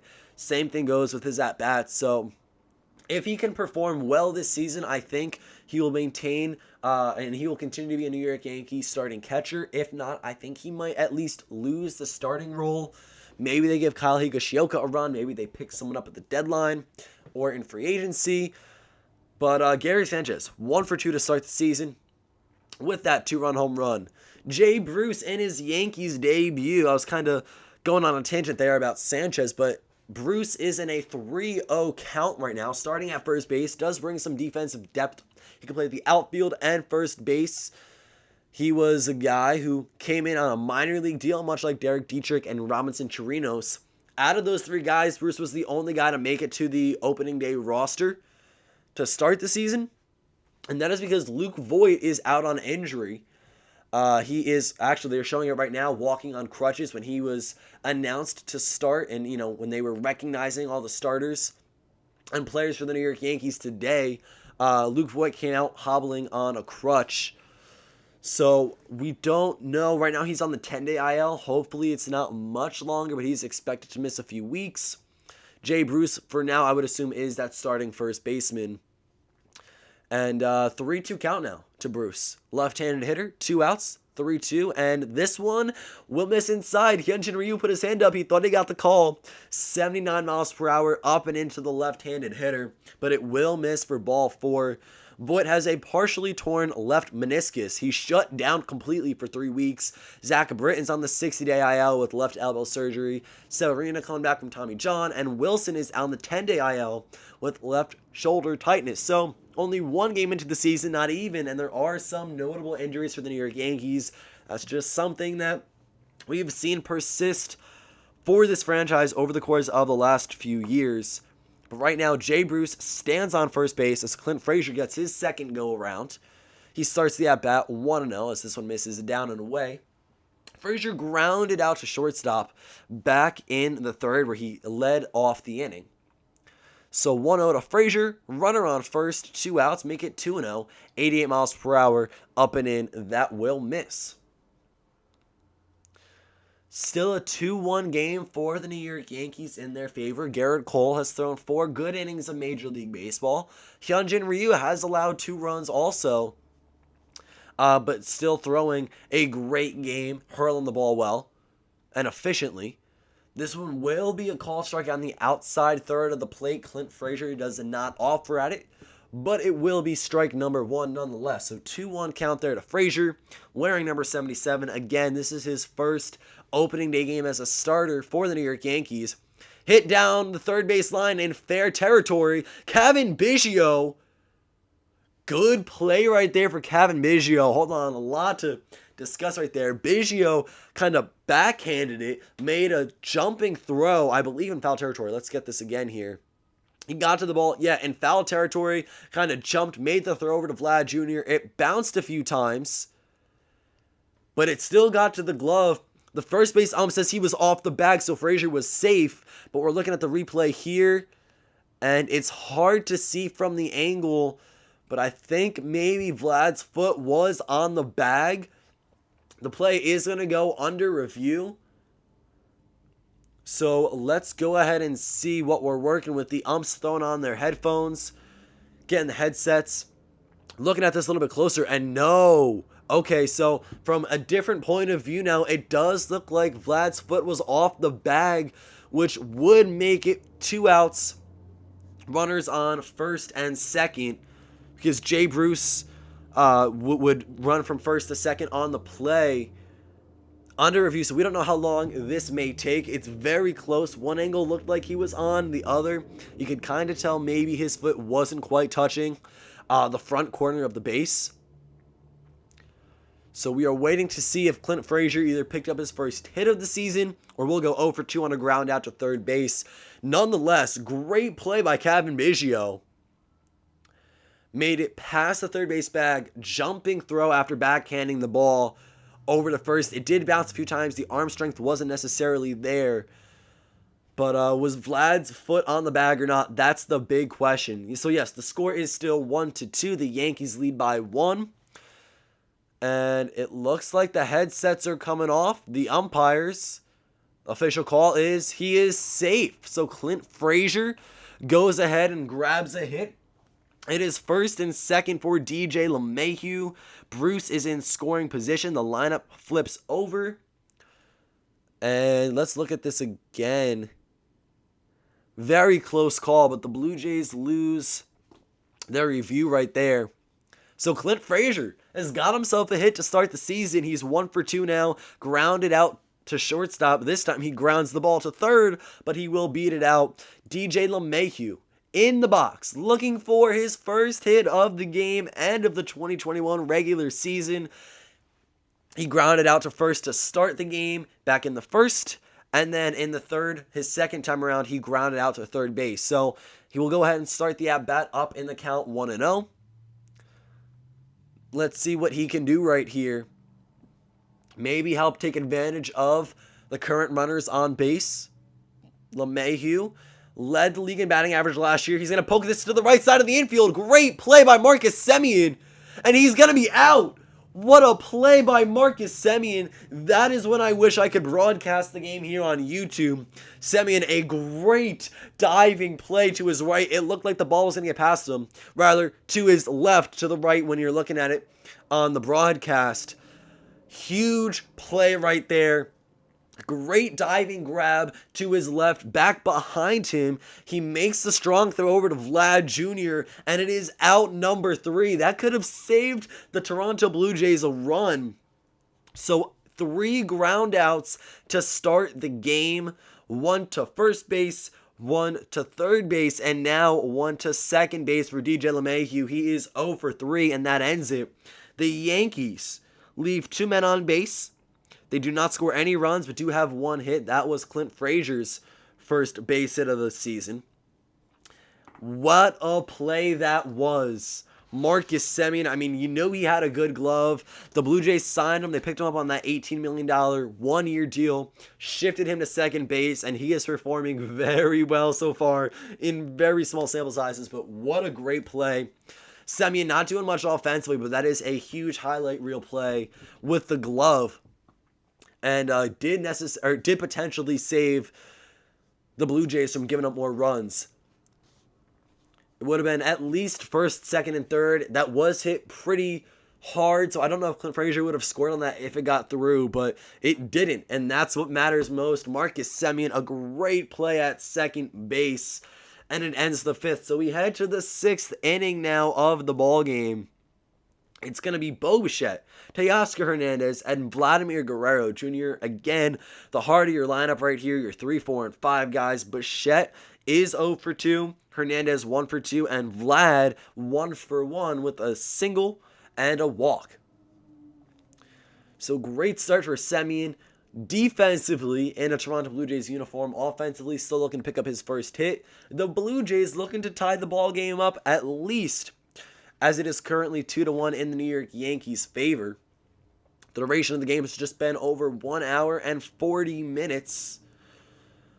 Let's go ahead and take a look again at scores around the league in Major League Baseball. I like to do this over commercial breaks if you're unfamiliar with the streams, just because it does give us, a good look at the other teams and how things are progressing, especially today, as it is 2021 Major League Baseball's opening day for the regular season. The Tigers and Indians are still at a 3-0 ball game. Detroit leads in the top of the 5th. The Pirates and Cubs have taken the game to the bottom of the 1st. It is bases loaded and 1 out for the Chicago Cubs, who currently trail 2-0. So the Pirates lead 2-0 over the Cubs. Detroit leads the Indians 3-0. and the Yankees lead the Blue Jays 2-1. Garrett Cole back out there on the mound for the 6th inning. It looks like Chad Green is warming up in the bullpen, but Garrett Cole has Bichette on an 0-2 count. The starting shortstop is hitless through his first 2 at-bats here in Game 1 of the regular season. He grounded out his first time around and struck out looking back in the 3rd. 88 pitches for Cole. We'll see how far they let him run, what his leash looks like today. Breaking ball down and away. Bichette checks his swing, but the first base umpire says he does go around. So a strikeout swinging for Bo Bichette. That is now 4 strikeouts apiece, so 4 swinging and 4 looking for Garrett Cole. He has retired 8 batters on strike 3 and only allowed 1 run. Phenomenal start to his season through 5 1/3 innings. Exactly what you want to see out of this ace right here. Teoscar Hernandez steps in. He's 1 for 2 with a single and a strikeout looking.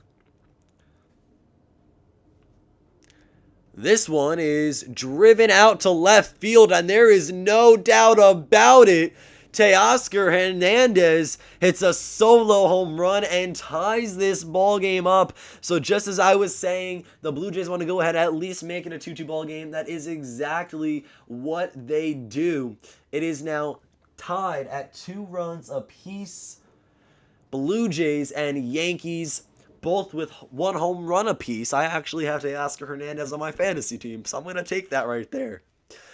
Hernandez delivers with his 2nd hit of the game. It is a solo home run. The first Blue Jays homer of the regular season, and it looks like it reached the bleachers out there in left field at Yankee Stadium. So Teoscar Hernandez with that solo shot will help the Blue Jays tie things up. It's been a stalemate. Very close game between the Blue Jays and the Yankees early on. We're in the 6th frame, yes. But 2 runs apiece. It's been a good pitching matchup. This is a great game of baseball between 2 teams that are very prominent in the American League East heading into the season. I do think the Yankees have one of the more complete rosters in Major League Baseball when everyone's healthy, let alone in the American League. Right now, it looks like they will be the favorites in the AL to represent in the World Series. That is up for debate, though, with the Yankees, the White Sox being 2 very good teams, the Minnesota Twins, the Rays. The Blue Jays are going to be heavy competitors. They're not going to get down easy. They're going to hit the ball well, and they're going to fight. Their pitching might be a little rough, but they are going to put up a good fight, just like they have today. They've held the Yankees to only 2 runs, but they've also put up 2 themselves, and that is perfect right there. So it is 2-1 to Vlad Jr. He checks his swing. He immediately points down to the first base ump, thinking he's going to get the call, say he doesn't go around. But it's the opposite. The first base umpire here at Yankee Stadium says that Vlad Jr. does go ahead and check his swing, but he goes all around. So it's 2-2 to Vlad Jr. following the solo home run. 97 miles per hour up and away from Garrett Cole. Will miss the strike zone. The count goes full. Now, Guerrero actually worked a full count walk back in the 4th and then singled back in the 2nd. So he's 1 for 1. He's reached base twice so far today in 2 appearances. Here we go. Full count. And it's going to be a fastball at the knees. 98 miles per hour. Garrett Cole really blowing up the radar gun right here. Guerrero does put it in play, but foul. So the count remains at 3-2. 96 pitches for Garrett Cole. Maybe we see him hit 100 and then Aaron Boone takes him out of the game. But not a bad start. 2 earned runs. It's been a no decision so far, as this game is now tied at 2 apiece. 3-2 to Vlad Jr. And that is ball 4, 98 mile per hour fastball in the opposite batter's box. So Vladdy putting on a performance at the plate. And that will end Garrett Cole's outing, as Vlad Jr. works 2 walks and a single. But for Garrett Cole, just under 100 pitches, 8 strikeouts, 2 earned runs, 1 home run. And if we take a look at his hits here, he allowed 6 hits. So not a bad stat line for Garrett, but he will be pulled here after 5 1/3. 2-2 ball game. Vlad Jr. is at first, and it looks like Chad Green will probably come in now for the New York Yankees and take over the responsibility here in the 6th frame. This has been a fun game to start the season. It is tied at 2. And I do get the notification here. Chad Green will relieve Garrett Cole, who pitched 5 1/3 innings, 97 pitches. Let's go ahead and get Green written into the scorebook.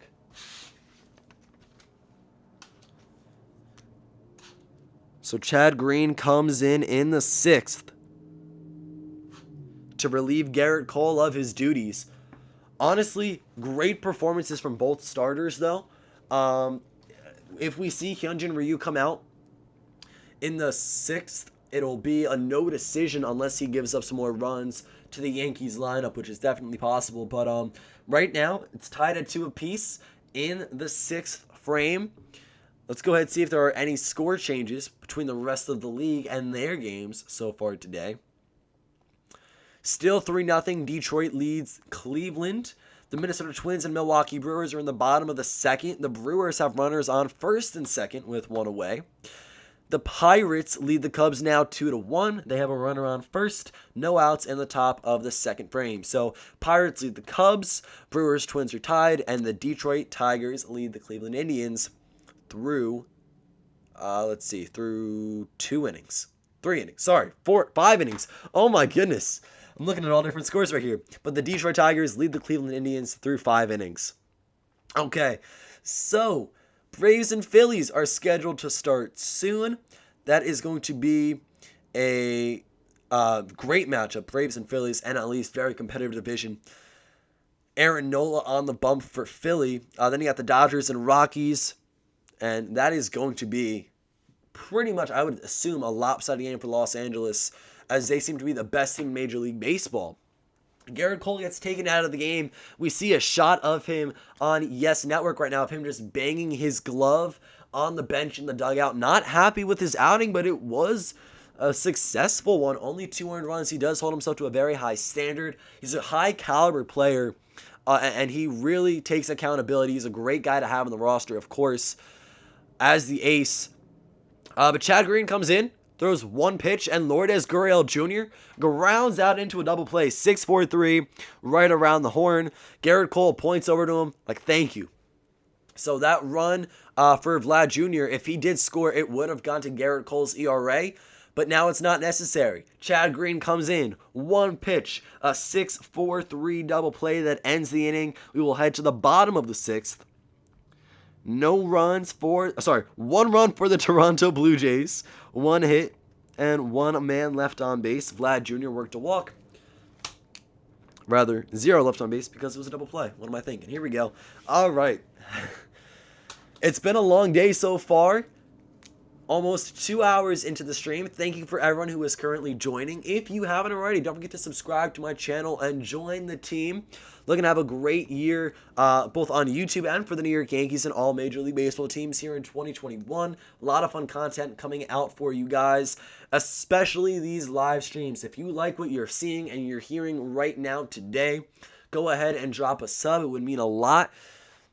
Looking to see what we can accumulate to at the end of the year. I could not be here without you guys, though. So if you are new to the channel, go ahead and subscribe if you haven't already. Blue Jays, Yankees, we are tied at 2 going into the bottom of the 6th. We're going to be streaming a lot here on YouTube just like this. Live commentary with the scoreboards, everything. I am keeping the book. You guys can't see it at home right now, but I do a full scorebook of each and every game that I call live. So I think what I'll do this year is I will post these in the community tab after every game that we do call, so you guys can kind of take a visual representation as well. But this has been a very good game of Major League Baseball, and our first glimpse at regular season play. This was one of the first starts of the season. Yankees, Blue Jays, 1:05 p.m. Eastern Time. We are currently tied at 2. Garrett Cole, Hyunjin Ryu were the starting pitchers for today's game. Cole is out after 5 1/3. And Hyunjin Ryu, let's see where he goes. Garrett Cole finished with 5 hits, 2 runs, 2 earned runs, 2 walks, 8 strikeouts, and 5.1 innings. So a solid outing from Garrett Cole. And Hyunjin Ryu goes back out for the 6th inning and immediately gives up to hit to Aaron Judge. So Judge gets his first hit of the season. It's going to be a single right back up the middle. And he is now 1 for 3. So good start for the New York Yankees. Yeah, right through the infield. Beats the shift out a little bit. It was left center field that it goes up to, and Vladimir Guerrero Jr. will throw it back in. But Aaron Judge is 1 for 3. He struck out in the first, grounded out in the third, and now picks up a hit here in the 6th. So he is hitting .333 on the day and on the season. Aaron Hicks hasn't gotten lucky quite yet today. 2 for 2. 0 for 2 with a pair of strikeouts. The score is 2-2, and the first pitch of the at bat will result in a check swing. The first base umpire says he does not go around. So a 1-0 count to Aaron Hicks. Hyunjin Ryu has thrown 5 complete innings. He's back out there for his 6th frame of work. We'll see if he can limit the Yankees to only 2 earned runs or if he loses it a little bit here in the 6th inning. Off speed downstairs makes it 2-0. Aaron Hicks does work lengthy at bats. He walks quite a bit every season. If we take a look last year, I think he was up there leading the Yankees in walks. His on-base percentage is decent for a switch-hitting center fielder such as himself. He will foul back this one to make it 2-1. But we look at 2020, he walked 41 times. On base ended at 379, so not super high, but actually his single season high was last year in on base percentage. 379 on base, 414 slugging, 793 OPS. Aaron Hicks is going to be a switch hitter who kind of separates Aaron Judge and Giancarlo Stanton in the order. He provides that protection for their cleanup batter, where they almost have to pitch to Hicks, because if they walk him, then Giancarlo Stanton comes up with at least one man on. And that's kind of the whole theory with Aaron Hicks batting up there in the top third of the lineup. The count does go 2-2 now as Hicks will wave and miss with Judge aboard and nobody out. So Hicks, not only is he a switch hitter, so he can kind of break up some of the power righties in Judge, Stanton, Torres, Sanchez, but he will go ahead and walk a little bit, provide that protection a little more. And he grounds out over to third baseman Kevin Beigio. It was a fielder's choice, so it doesn't help the average at all. He will reach first base, but Aaron Judge will be out at second.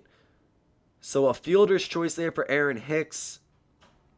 Giancarlo Stanton will step up, and Hyunjin Ryu is out of this ball game. Charlie Montoyo, manager of the Toronto Blue Jays, comes out, claps his hands, points out to the bullpen, and relieves Hyunjin Ryu. Tyler Chatwood is going to step in now for the Blue Jays and see if he can maintain this 2-run ball game and this tie between the Blue Jays and the Yankees, 2 powerhouse American League East teams.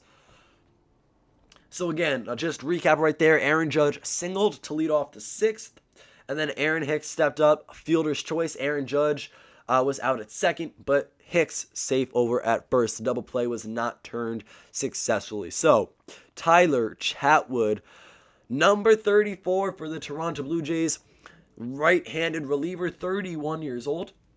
He was drafted back in 2008 by the Los Angeles Angels, 74th selection in the 2nd round. Made his debut on April 11th, 2011. In 2020, Chatwood pitched in 5 games, posting a 5.3 ERA, 2 wins and 2 losses, 18 2/3 innings pitched, 25 strikeouts, and a 1.66 whip. So he comes in relieving Hyunjin Ryu. It'll go down as a no decision for both Garrett Cole and Hyunjin Ryu, the 2 starters. Neither of them were able to go ahead and put their team ahead of the other before coming out of the ballgame. So no decision for both of these guys, and neither will get the win. Tyler Chatwood comes in to relieve Ryu. Chad Green threw 1 pitch and got Garrett Cole out of the inning in the 6th. So starters are officially out of this ballgame. And we now head to the later innings of the game for the bullpen players. And the hurlers we're going to see, of course, Chad Graham for the Yankees, Tyler Chatwood coming in now, and he will face Giancarlo Stanton. Stanton is 0 for 2 with a pop-up to second base back in the second. He then grounded back to the pitcher, but Ryu also 5 1/3 innings, allowing 4 hits, 2 earned runs, 1 walk, and 5 strikeouts. That is his stat line on the day. His evening has come to an end. And Tyler Chatwood, the numbers I just read off to you are from last season with the Chicago Cubs. So this is his 2021 Toronto Blue Jays debut. His opponent batting average was .289 last season.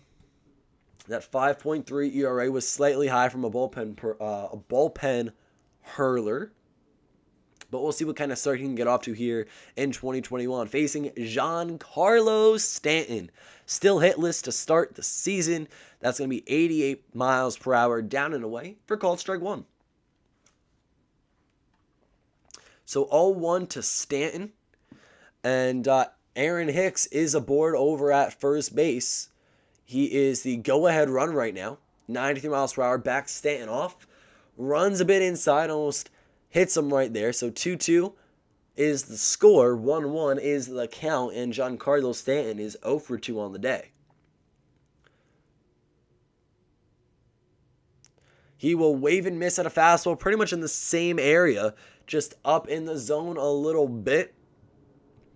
1 ball, 2 strikes. Giancarlo Stanton is down on the count. Looking to go ahead and acquire his first hit of the year. On deck would be Gleyber Torres. This one is dribbled to the left side of the infield, but right down the third base line to the left of the bag. Foul. Count remains 1-2. And look at the Yankees. They have back-to-back errands. Second and third, you got Aaron Judge and Aaron Hicks. And then from 4 to 7 in the lineup today, they have G's, Giancarlo, Gleyber, Geo, and Gary. So just, fun little tidbit right there. Nothing too crazy. Doesn't matter all too much, but fun to note. One true left-handed hitter in Jay Bruce, Aaron Hicks being switched. Everyone else right-handed in today's lineup for the Yanks. 1 ball, 2 strikes to Sanchez. Tyler Chatwood checks up on Aaron Hicks, throws over to Vlad Jr. But Hicksy is back at the bag safely. Thank you guys for your support in the live stream so far. You have been killing it. I appreciate it. We are in the bottom of the 6th inning. Going to go through all 9. And Stanton strikes out, swinging fastball down and away. So he is 0 for 3 to start game 1. But yeah, we're going to go all 9 innings of today's ball game. Assuming we don't go into extras right now, that is the rate we're running at, though. We are tied at 2 apiece. Now, if we look at Major League Baseball rules, we did see some new rules implemented last year because of the shortened season. So testing things out a little bit, shaking up the game and the rate of play. We saw the 3-batter minimum. Runners started on second base in extra innings, 7-inning doubleheaders, and a universal DH. Now, I believe the 3-batter minimum remains here in 2021, but so does, and this is for sure, so does the 7-inning double play, and runners starting on second base, as I said. But that will be interesting. No universal DH. A lot of people want to see the National League get that DH role. Zach Gallen, in particular, was injured swinging the bat in spring training. He is starting the season either on the day-to-day or the IL because of it. It used to be fun watching pitchers step up into the plate. But right now, you run the risk of them getting hurt, and it's not necessary. Give guys more jobs. You have players like Nelson Cruz, big names like Nelson Cruz, Marcell Ozuna, Giancarlo Stanton even, DHs, guys who really can utilize that designated hitter role. Now, Ozuna is in the National League, so he has to play the outfield with the Braves. Stanton and Cruz, not so much. I do think, though, getting those 15 extra DH spots in the National League would be a good idea. Next year, there's a new board agreement that Major League Baseball and the Players Association will have to go through, so that'll be interesting to see what kind of new rules come into play then. Right now, we do still have the 7-inning double headers. Runners start on second base in extra innings and the 3-batter minimum. So If we do make it to the 10th inning of this game, the last out will be starting as the runner on second for both the Blue Jays and the Yankees. That's kind of supposed to help speed up the game a little bit. Also, that does implement a little more strategy because you can bunt the guy over to third, then get a sac fly, or just if you have a big hitter up, let him swing and hope to get that go ahead, maybe winning run across. But back to the current game right now. It's a 1-2 count to Gleyber Torres. Aaron Hicks on first. Tyler Chatwood has thrown 9 pitches here in the game. And that one's going to be down and away. Danny Jansen makes a good stop. Counts even at 2 apiece. Gleyber is 1 for 2. He had that single back in the second, later scored on the Gary Sanchez home run, and struck out looking in the fourth.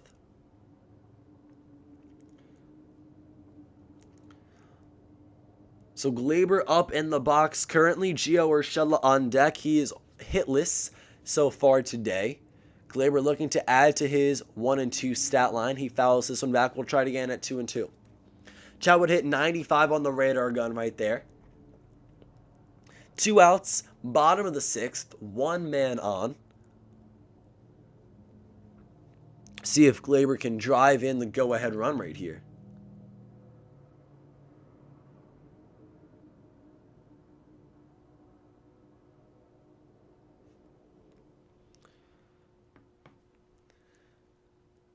The payoff pitch is going to be off speed down in the dirt. Count goes full. So Gleyber Torres working a good count today. He made it full count in the second inning. That resulted in a single. And then back in his second at-bat, in the fourth inning, it was a 1-2 count. He would then strike out on strike 3. So not going down without a fight. Not at all. Aaron Hicks is on the run, but it doesn't matter. That is ball 4 to Gleyber Torres. Good eye and a good at-bat from the Yankee shortstop. He struggled in 2020 offensively, but today he is 1 for 2 with a single, a run scored, and a walk. He's gotten on base twice. And if we could just see consistency out of Gleyber Torres in the batter's box like we've seen so far, that would be really nice, at least as a Yankees fan, to have Gleyber Torres and to know that he is going to put up good at-bats like he's done these first 3 times around. Of course, very small sample size, 3 at-bats in the first game of the year, but if we get a little more of that, I think we are happy, especially with Aaron Judge and Giancarlo Stanton. If they can really perform well, the Yankees will be in good shape. They're projected to most likely win the American League East. They will be facing the Toronto Blue Jays and Tampa Bay Rays. Both are sneaky good teams. The Tampa Bay Rays, we know how good they are. They made it to the 2020 World Series. And here's Geo Urschella grounding it over to third base. Kevin Beigio picks it up, throws it over to Vlad Jr., and that will end it. So a 5-3 ground out will retire the third batter of the inning. So for the New York Yankees, they had no runs, 1 hit, and 1 man left on base. 2 men left on base, rather, sorry. So 1 hit, no runs, 2 men left on base. We will head to the top of the 7th, not second. We are heading to the top of the 7th inning, guys. I will be right back. Stay tuned. As this commercial break comes to an end, I will come back. Just give me 1 second. So currently, we're going to the top of the 7th. It is a 2-2 ball game. Blue Jays, the Yankees are tied.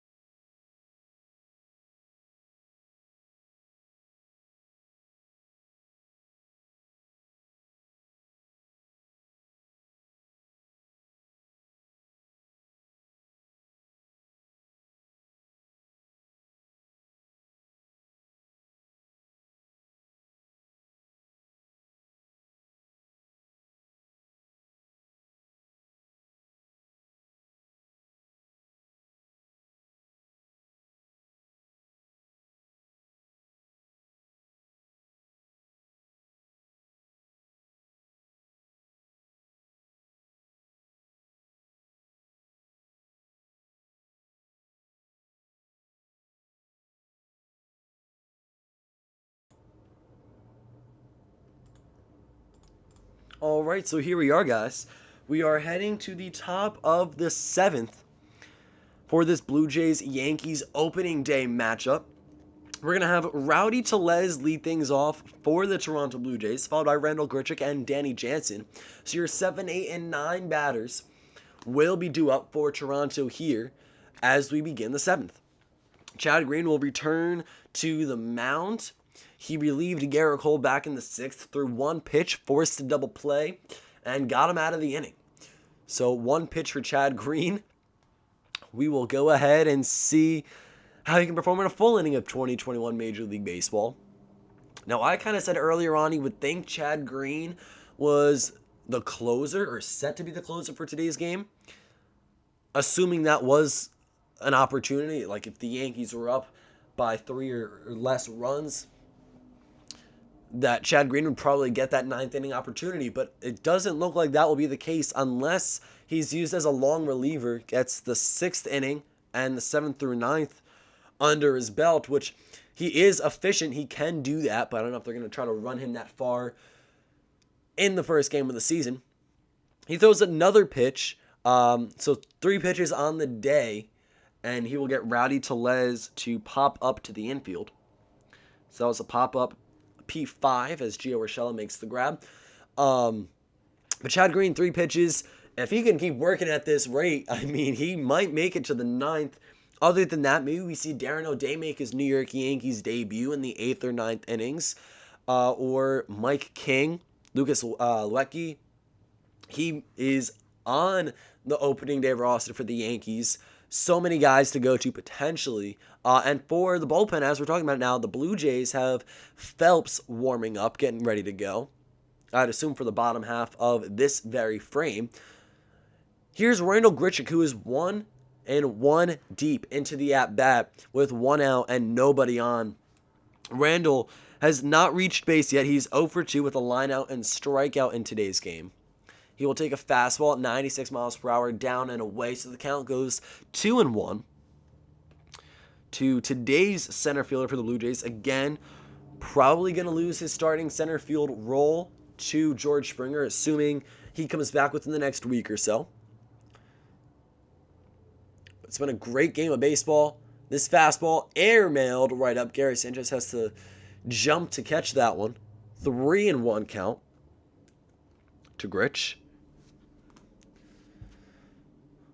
So yeah, Darren O'Day, definitely an opportunity potentially for the New York Yankees later in this ball game. I kind of saw him as more a 6th or 7th inning guy. I think some people had him coming in a little bit earlier into games, but this is only the first round. Only the first game of the season, so it's still very early on. Roles will be established at some point in the bullpen. Right now, it is early. You're just trying to get guys back into the groove of things, and you can rely on Chad Green, which is why I think he came in to relieve Garrett Cole in the 6th. It's a tie game, so you want to keep it that way unless you're winning. And this line drive back up the middle off the bat of Grichuk is nearly caught by Green. It goes right by him, but it will not be caught in the glove. Goes right back up the middle for a base hit. So Grichuk is aboard, gets his first hit tallied for the regular season. He's 1 for 3 and on first with 1 out. Now Danny Jansen, we'll see what he can do with a guy on and 1 away. He singled back in the 5th, which is his last opportunity in the batter's box.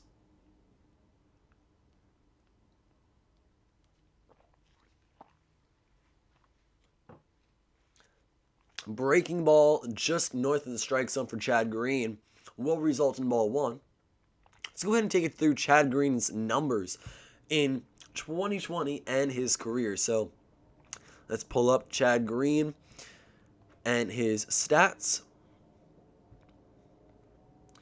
Last year, 25 2/3 innings pitched, striking out 32 guys and a whip of 0.82 in 22 games. He won 3, lost 3, and his ERA was 3.51. A career 3.19 ERA. The 29-year-old right-handed reliever is 22-14 with 4 saves, 24 games started, and punching out 379 guys in 285 innings of work. He's been a guy with the New York Yankees they've relied on for quite some time. He made his debut with the team back in 2016. He's now pitching today on opening day, relieving their ace ever since the 6th inning. 2-1 down to Danny Jansen. Other bullpen guys that we could go to, if you're looking at the New York Yankees, you've got Luis Cessa, who is available, Michael King, Johnny Loaizaga, Lucas Wetke, Nick Nelson, and Darren O'Day. So multiple guys that you can choose from still. I would think out of everyone I've just listed, either Luis Cessa or Darren O'Day comes in, assuming Chad Green doesn't make it to the 9th. O'Day would be making his Yankees debut. That's just all speculation on my behalf. The count is still 2-1 on Danny Jansen. Chad Green checks up on Randall Grichuk over at first base as he throws over to Jay Bruce. Take a look, see if there are any updates throughout Major League Baseball and the other games currently going on.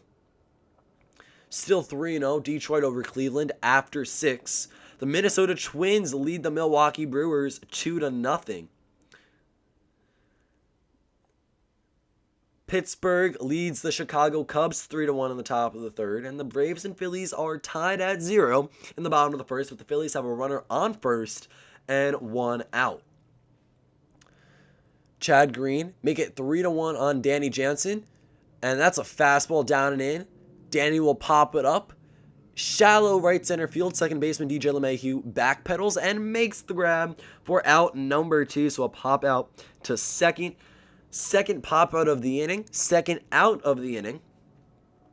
We now flip the scorebook over to Marcus Semien, the leadoff batter for this Blue Jays team in today's game. He's 0 for 3, made a great diving grab that potentially saved Hyunjin Ryu and prevented more runs from the New York Yankees. He robbed DJ LeMahieu of at least a single, let alone maybe an RBI single. But a ground out, pop out, and fly out to Semien's name, looking for his first Toronto Blue Jays hit in the regular season. He takes a breaking ball upstairs for ball 1. You still have Randall Grichuk at first, but there are 2 outs, and we are tied at 2 apiece.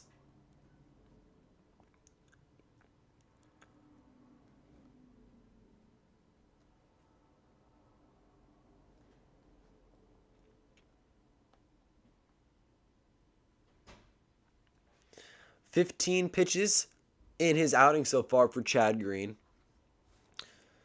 Looking to retire Marcus Semien, get out of this with a clean inning and keep it 2-2 at the tie. He will check up on Grichuk yet again. So if Marcus Semien gets on base, Kevin Beigio will come up for his 4th appearance, and much like Semien, he is 0 for 3 on the day. But with 2 strikeouts and a flyout instead of a ground out, a pop out, and a flyout. Semien, starting second baseman, 1-0. Make it 1-1 as he fouls this one well out of play. Now, there are fans in the stands, which is very nice to see in the broadcast. Last year, there was a couple of different ways that fans were portrayed in the regular season. Cardboard cutouts was a very popular option. The alternative to that was ESPN had like animated fans in there as if you were playing like MLB The Show. They were just projected into seats, which I personally was not a fan of. Randall Grichuk takes off for second, and Gary Sanchez throws a strike to Gleyber Torres. Will catch Randall Grichuk stealing, and wow, what a heads-up play from Gary. Great throw from behind the plate, popped up quick, made a strong throw down. Chad Green checked up on Grichuk twice. He does decide to run, and that was actually DJ LeMahieu, my bad, not Gleyber Torres covering the bag. But Gary Sanchez, a missile down to DJ LeMahieu, who applies the tag well before Grichuk gets his hand in there at second base. So a caught stealing will end the inning. And Marcus Semien's at-bat gets cut short. Instead of coming up in the 7th, he will be leading off the 8th. It is no runs, 1 hit, and no men left on base for the Blue Jays. That might come to be a costly mistake for this Toronto team as the game is tied. But as I was previously saying, fans were portrayed in the stands a little bit differently last season. You had the cardboard cutouts, which I believe was very popular with having majority of Major League Baseball teams, if not all 30. Then you also had like the ESPN broadcasts where they were animated into the stands and you were filtered in with crowd broadcasts and different like cheerings and boos and everything. It looked like a game of MLB The Show, just in real time, in games that actually meant something in the regular season. So, not necessarily my personal favorite, but it's nice now. I think the Yankees are operating at 30% capacity. It's either 20 or 30% of fans currently in attendance for opening day. And there are restrictions and things that have to be done in order for you to secure a ticket and be able to enter the ballpark. I know at least today and the first few starts at Yankee Stadium, you do need to provide a negative COVID test or a card that shows you're fully vaccinated. So you can't just walk up and buy tickets that day and enter the stadium. And I'm pretty sure that does go for, again, a lot of the stadiums and a lot of games. If you're trying to attend, you'll have to provide either that vaccination card or a negative COVID test, like a recent negative test. For the New York Yankees, all their home games will be at Yankee Stadium. And for the Toronto Blue Jays, a little bit different. Okay, now we saw last year, Toronto played in Buffalo. Their home games were at the Buffalo Bison Stadium, which was a minor league organization. Now, that was possible because minor league baseball was not played last year. There was no minor league games. There wasn't a single for single A, double A, or triple A. Instead, it was the alternative site, which is still in play for Major League Baseball here the first month of the season. Affiliated minor league baseball play will begin on May 4th here in 2021. But because there will be minor league action, the Buffalo Bisons will need that stadium to play in. So Toronto will not have it accessible. And as a result, they cannot go to Canada and travel play at Rogers Centre in Toronto like usual. Of course, because that would require both the Toronto Blue Jays and whatever visiting teams that are coming in and going out, that would need them to enter and leave the country frequently. And just because of COVID and health concerns and everything, that really right now is not an option. So the Jays will be playing all of their home games at Dunedin, which is their spring training site. Now, the ball is probably going to fly out of that park. It's going to be a bit of an interesting adjustment, not only for away teams, but for the Blue Jays. Of course, they benefit a little bit more because they do play their spring training games there. And that is, I believe, at least through the month of May, if not longer, that home games will be played in Dunedin for the Jays. Not necessarily ideal, but at least we do have a 2021 regular season consisting of 162 games. And with the exception of the Mets and Nationals, really no games are postponed because of COVID. At least as of yet, this is only game 1 of 162. Now, David Phelps is going to come in and relieve Tyler Chatwood for the Toronto Blue Jays. Let's go ahead and take a look at David Phelps and what he brings to the table for this Toronto team. He's 34 years old, a right-handed reliever, and last year appeared in 10 games, throwing 7 2/3 innings, striking out 10 batters, and a 12.91 ERA, whopping just south of 13 earned run average. He won 0 games and lost 1, so a very small sample size, 7 2/3 innings, 10 games, but that ERA is extremely high at 12.9. This game is tied going into the 7th inning, is it? And Phelps actually was drafted by the New York Yankees back in 2008. 440th overall selection in the 14th round. He made his Major League Baseball debut with the New York Yankees. He was with the franchise from 2013 to 2014. Then he went to Miami and played with the Marlins in 2015, 2016, and parts of 2017. He also played with the Seattle Mariners that year. Then in 2019, he played for 2 teams. That was the Cubs and the Blue Jays. 2020, he played for the Phillies and the Brewers, and now he's back with the Jays here in this season. I told you his 2020 stats. If we look at his career stats there, 34 and 38 in 291 games with a 3.95 earned run average.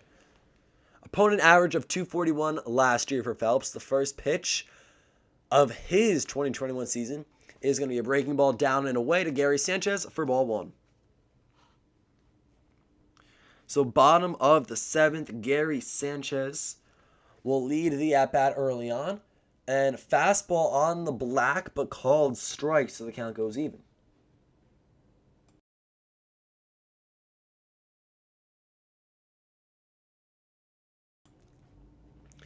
So Phelps to Sanchez. Gary having a pretty good day at the plate. 1 for 2 with the 2-run homer.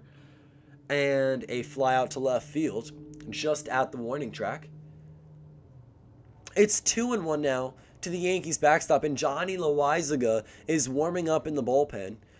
You don't want to burn your guys too much just yet, especially Chad Green, who is going to play a big part in the later innings with Chapman being suspended and Britton being on the IL. Gary Sanchez grounds a ball to Bo Bichette.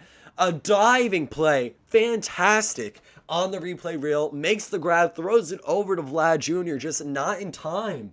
So Gary Sanchez legs out a single. I mean, what a great play. Terrific glove work from Bo Bichette. The ball bounces over to Vlad. It's just not quite in time. A matter of milliseconds made the difference. And Gary Sanchez with an infield single. So 2 for 3 with 2 RBIs, a home run, single, and fly ball for Sanchez to start 2021 for him here. The leadoff man is aboard for Jay Bruce, who is 0 for 1. He walked in the 5th, takes a curveball just below the knees for ball 1. This is his New York Yankees Major League Baseball debut. He has over 300 home runs, which I believe ranks him 5th as the active home runs list in Major League Baseball. And this one is right down the middle. He's a little early on the swing, though, so it's going to be fouled and out of play. The count goes 1-1. Now, Jay Bruce has 318 career home runs. He is a .245 career hitter, 314 on base, 783 OPS, and 5,930 at-bats. Last year, he struggled a little bit, a 198 batting average with 6 homers, 14 ribbies, and 96 ABs. But the Yankees gave him a shot on a minor league deal. Of course, inevitably made it up to the major leagues, as we see right now. And he is now their starting first baseman with Luke Voight on the injured list, and he will be missing significant time, as we mentioned a little earlier on in the stream. The count goes 2-1 to Jay Bruce, who's looking to collect his first hit in pinstripes. He will foul tip it back into the glove of Denny Jansen, so it's 2-2 now to Jay, who could play the infield and the outfield, the corner outfield spots, and first base, more specifically. It's 2-2, and Clint Frazier will be on deck, no matter how this at-bat ends, whether it's a ground out, strikeout, hit, walk, home run, whatever. Clint Frazier will be up without a doubt here this frame. And Jay Bruce trying to take advantage of the short porch in right field. He sends it out to the wall, but Teoscar Hernandez is there. Jay Bruce misses a home run by a matter of feet, so he is still looking to get his first hit as a New York Yankee. That is a fly ball to right field, the first out of the inning, but a long fly ball. Nearly another 2-run home run for the Yankees team. That's been the only way they've scored so far today. The Blue Jays have an RBI single and solo shot. The Yankees have a single and 2-run home run to their name. And that is how we are at 2-2 here in the bottom of the 7th. Clint Frazier, number 9 in the lineup, starting in left field. Yesterday he was quoted to say, I don't think, or something along the lines of, there aren't many other teams I would like to bat 9th for. Of course, it is an honor to be on the Yankees team. This is now me talking, but it is an honor to be on the Yankees team. A very well-known franchise, successful all throughout the organization's history. Clint Frazier is really finally getting his well-deserved opportunity and chance at being a starting left fielder, and it's going to be very interesting to see how the outfield is shifted and how Aaron Boone and the Yankees work around the outfield, because, of course, Giancarlo Stanton might get some playing time in the outfield. So then does that mean Aaron Hicks or Clint Frazier move to DH because you're not going to take out Judge? Or does Stanton go to the outfield and Judge DHs for a game or two? Like, how's that going to work? You also have Brett Gardner, who is very much available off the bench. He is not starting today here on opening day. But he may eventually get a pinch hit opportunity. He may become a defensive replacement for Clint Frazier if we do go into extra innings. And Frazier, in a 2-1 count, will pop this one into left field, and it's going to bloop down for a single. Gary Sanchez makes it to second. Bo Bichette runs backwards, can't quite make it there. Clint Frazier back-to-back at-bats with a hit. He had a single in the 5th and now a single in the 7th. Runners on first and second. With one away, this game is tied at 2. We're going to go to DJ LeMahieu now. And see if LeMahieu can maybe go ahead and give the Yankees the lead for the first time since the second inning. He's 0 for 3 with 3 groundouts, but last year led the league in batting average at .364 come the end of the 60-game stretch.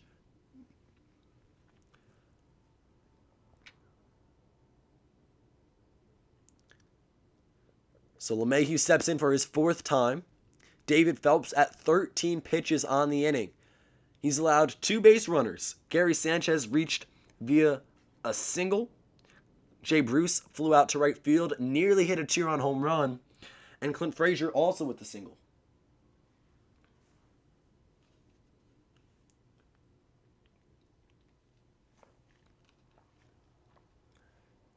LeMahieu takes a curveball down and away. He gets up in the count 2-0.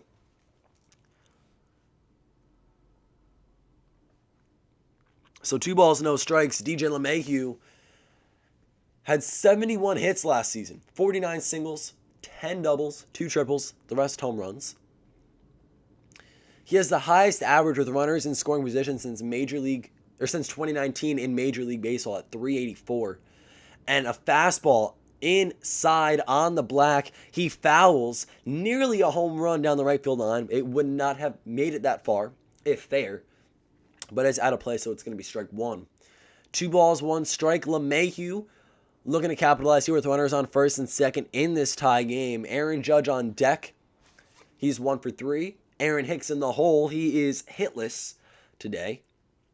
Brief meeting with Jansen and Phelps on how they're going to attack the machine, DJ LeMahieu himself, who could play first, second, and third defensively.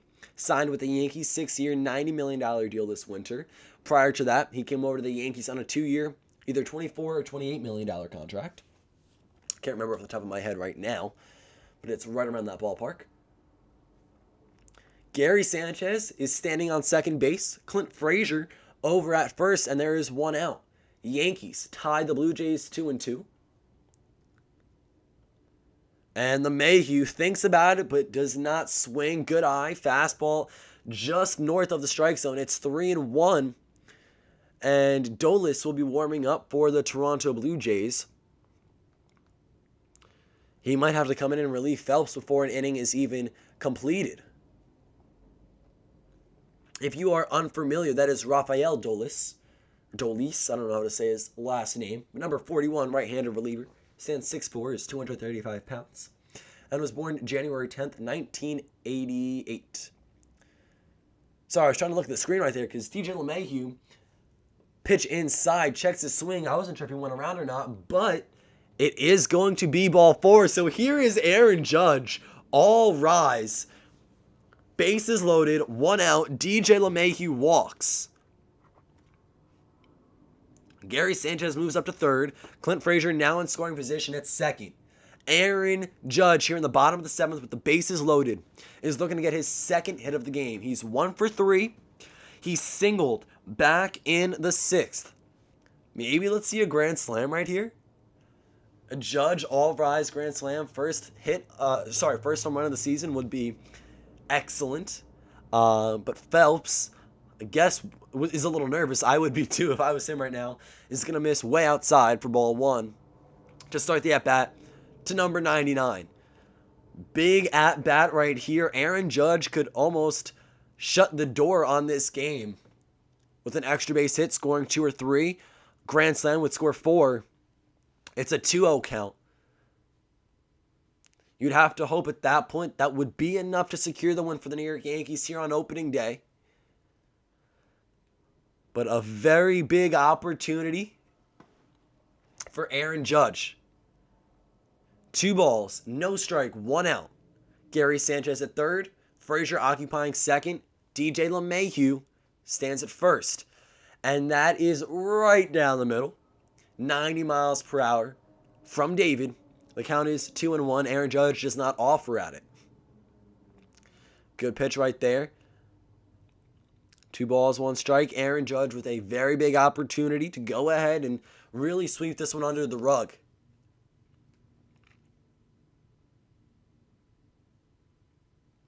Phelps wants to get out of here unscathed, and Aaron Judge grounds it over to the third base side. It will be an inning-ending double play. 5-4-3, tailor-made right around the horn.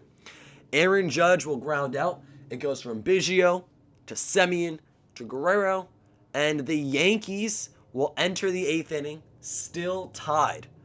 So a devastating end to what could have been a very promising 7th inning. We head to the 8th. It is 2-2. Let's see what the Yankees can do. Get a sip of water here really quick.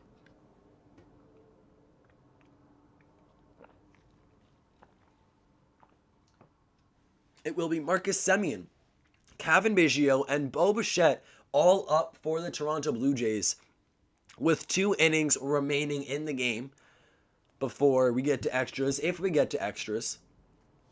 All right, so again, Semien, Beigio, Bichette, all of who are hitless. So no one in the top 3 of this Toronto lineup has gotten on base at all, for that matter. Semien, ground out, pop out, fly out. Beigio, 2 strikeouts and a fly out. Bichette, 2 strikeouts and a ground out. So really a little more production from the top third would be great for this Blue Jays team. But right now, it's been a good pitching game. I mean, I've said it a lot, but we've seen some great pitching from both teams today.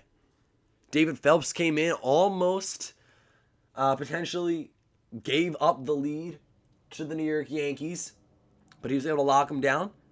We are tied at 2 still as we enter the last 2 innings of the game.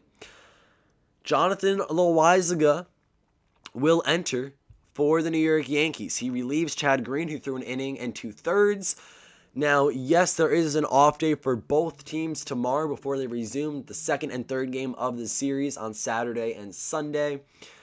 But Chad Green is a guy where if you are in a pickle, you're going to need him. Zach Britton is out on the injured list. Aroldis Chapman is suspended. So right now, Chad Green is one of your most reliable arms for the later innings. So you don't want to push him too far just yet. We look at Johnny Loaisiga, his numbers that he put up last year. He's a right-handed reliever, 26 years old, made his debut back in 2018. And in 2020, he pitched in 12 games, winning 3, losing 0, and earning a 3.52 earned run average. He struck out 22 batters in 23 innings and a whip of 1.22 to end the year. Career 4.42 pitcher when it comes to ERA. Big opportunity. And I said that a lot with Aaron Judge in that at-bat, but this right now is crucial for Johnny Loaisiga. You're trying to establish roles in the bullpen right now. Who's going to be your middle relief, your long relief, your setup man, your closer? Obviously, once Chapman comes back, he's going to be your closer. Zach Britton will also be like a setup or closer type arm as well once he comes back, assuming he gets back to his full Zach Britton self, which may not be the case. But you're trying to figure out who's going to pitch where. So for Loaisiga, if he does not necessarily pitch well in this game, we might just see him come in, 5th, 6th, 7th inning if a guy doesn't go long to a start. Really 5th or 6th inning, and just have him kind of come out there to eat some innings. But 2-1 to Semien here. Crucial. You're running out of time really for both teams. Yankees at Yankee Stadium. They are the home team, have last lick, so They do have the final say. If the Blue Jays strike in the 8th or 9th, we will go to the bottom of the 9th to see what happens, if necessary. Might not even be needed. 96 miles per hour from Loaizaga, but will miss upstairs 3-1 to Marcus Semien, who is 0 for 3 in his Blue Jays debut. So again, hitless. He has not made it on base yet. Marcus Semien did have one great play at second diving, and then he's been a part of the double play and a few fielder's choices. 98 miles per hour, though. Really beating up the radar gun there from Johnny L. Count goes full, and there is a shift.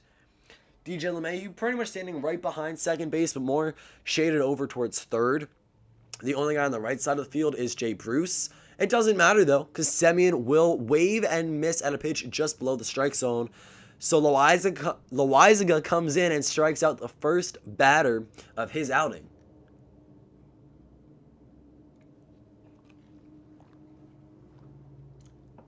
So Semien, 4 up, 4 times retired, not having a great start to the season. Doesn't matter. The year is young, very young, just a few hours in actually, and only 4 at-bats. So we're expecting a lot more from him. Blue Jays fans should be. This is not anything to get too nervous about. Kevin Beigio, first pitch he sees, he'll fly out to center field. And Aaron Hicks takes a few steps forward to make the catch. So a strikeout, then immediately following, a fly out to center field. In steps Bo Bichette now, a ground out and a pair of strikeouts. Not a whole lot of success on his end either. He will face Jonathan Loaizaga, who's thrown 7 pitches, recording 2 outs and not allowing a single run yet, or hit.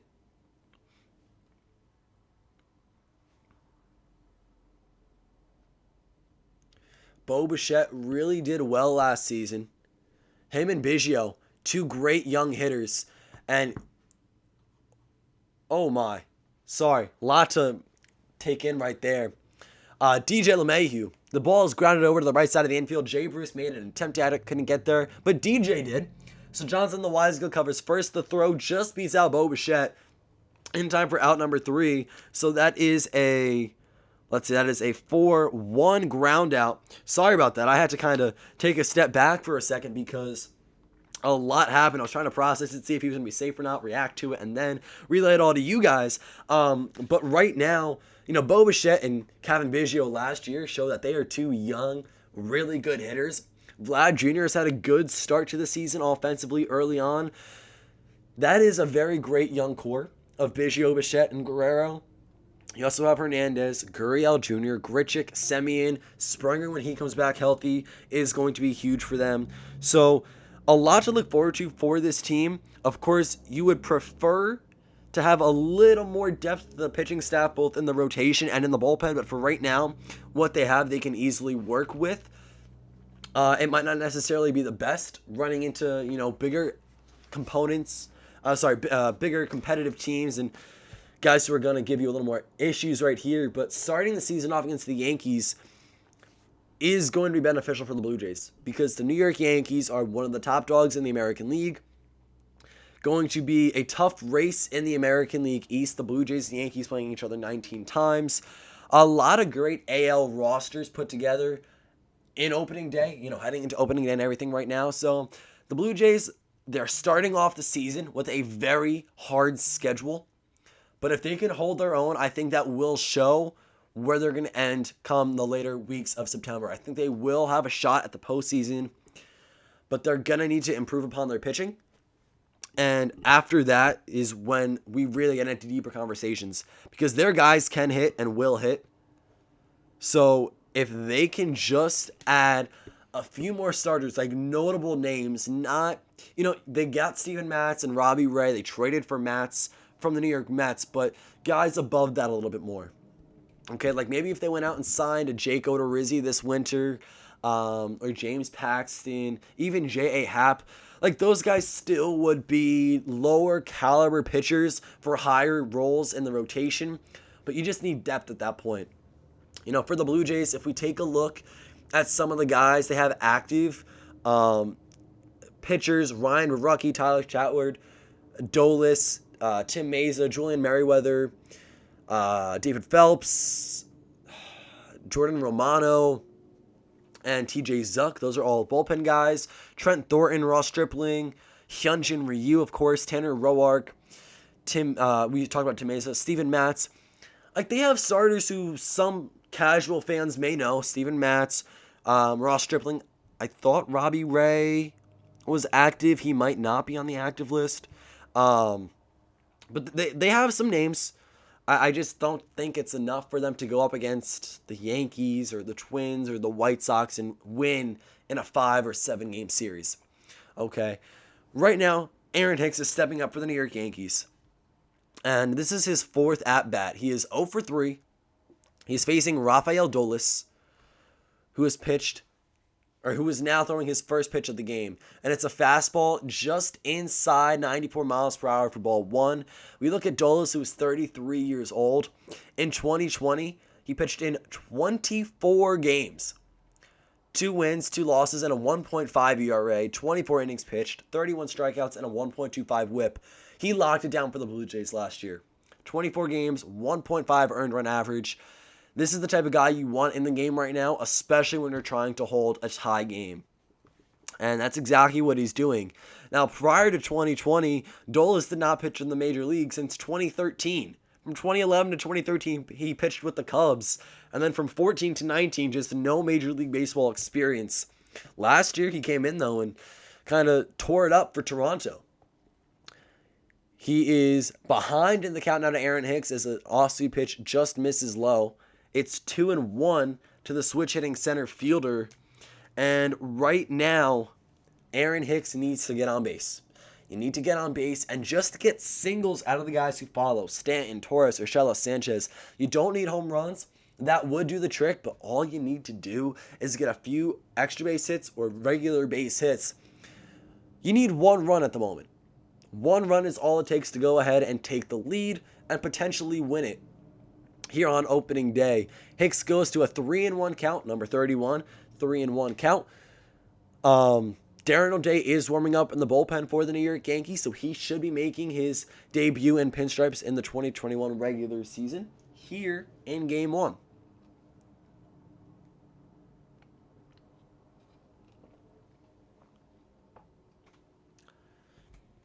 The Yankees have not scored since the 2nd inning. It was Gary Sanchez's 2-run home run. And Hicks, very generous call from the home plate umpire, just missed clipping the top portion of the plate. Does not give it to Dolis. Instead, deems Aaron Hicks the walk on ball 4. So Aaron Hicks will make his way to first for Giancarlo Stanton. Stanton also 0 for 3, looking for his first hit of the regular season. Let's have it in grand fashion. I want a Giancarlo Stanton home run right here. I'll take a base hit, but it would be nice to see a home run. I just said, go for the base hits or the extra base hits. You don't need to power them out of here. But I want to see a moonshot from Giancarlo here on opening day. Front door breaking ball for strike 1 puts Giancarlo Stanton down in the count. Hicks on first, nobody out. It's the bottom of the 8th, and this game is tied at 2. Swing and miss. Fastball at 94, up and in. Stanton cannot get to it. So he's down in the count, deep in the count, 0-2. Early on, Dolis 7 pitches. Did not necessarily win the at-bat against Hicks. He did walk him, but his location's been good so far. He's just not necessarily getting the calls. And he tries to go fastball up and in again. This one runs a little too tight. Almost clips Giancarlo Stanton. Instead will just be ball 1. 1 ball, 2 strikes, runner on first and nobody away here in this tied ball game on opening day.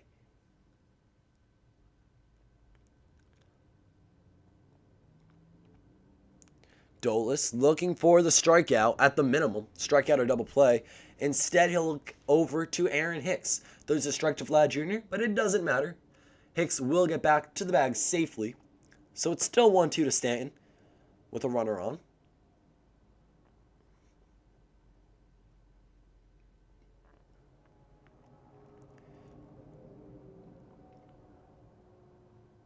Rafael Dolis going for pitch number 9, the payoff. Fastball inside at 95. He was working that part of the plate the entire at bat, and Stanton cannot make contact. Swing and miss, strike 3. Bit upsetting right there, but here comes Gleyber Torres. Gleyber Torres is 1 for 2 with a single, a run scored, a walk, and a strikeout looking. A single right here brings Hicks at least to second base, and then Geo Urschella would be on deck then Geo Urschella would come up as he's currently on deck. Gary Sanchez in the hole.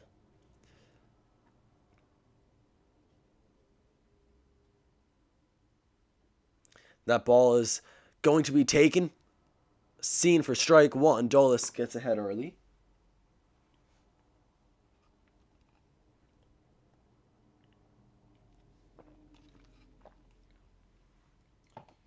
The game has been going on for a little over 2 hours, and I'd say 45 minutes because we started the stream a little while before the start of the game. But it's been fun so far. We're in the bottom of the 8th, getting close to the end. Gleyber Torres checks his swing and a ball in the dirt for ball 1. Counts even at 1 apiece. But yeah, this has been a great game so far. Happy to be on the call and happy to be live with you guys here on stream. Thank you to everyone who has joined or currently in the live as we speak. I appreciate you all so very much. Would not be here without you guys, and expect a lot more content just like this throughout the course of the regular season. If you're new here and you haven't already, don't forget to subscribe and join the team. Big year in 2021 coming. It's only starting with opening day. That will be strike 2 on the outside third to Torres. But I can't wait for this season. The Yankees and Blue Jays kicking things off here. Opening day 2021. We've seen a couple other games start to this point already. The Nationals and Mets are postponed, but the Tigers and Indians still 3-0 in the bottom of the 8th in Detroit's favor. The Twins lead the Brewers 3-1. The Pirates lead the Cubs 3-2 in the top of the 4th, and the Phillies have a 1-0 lead over the Braves through 2.5 innings.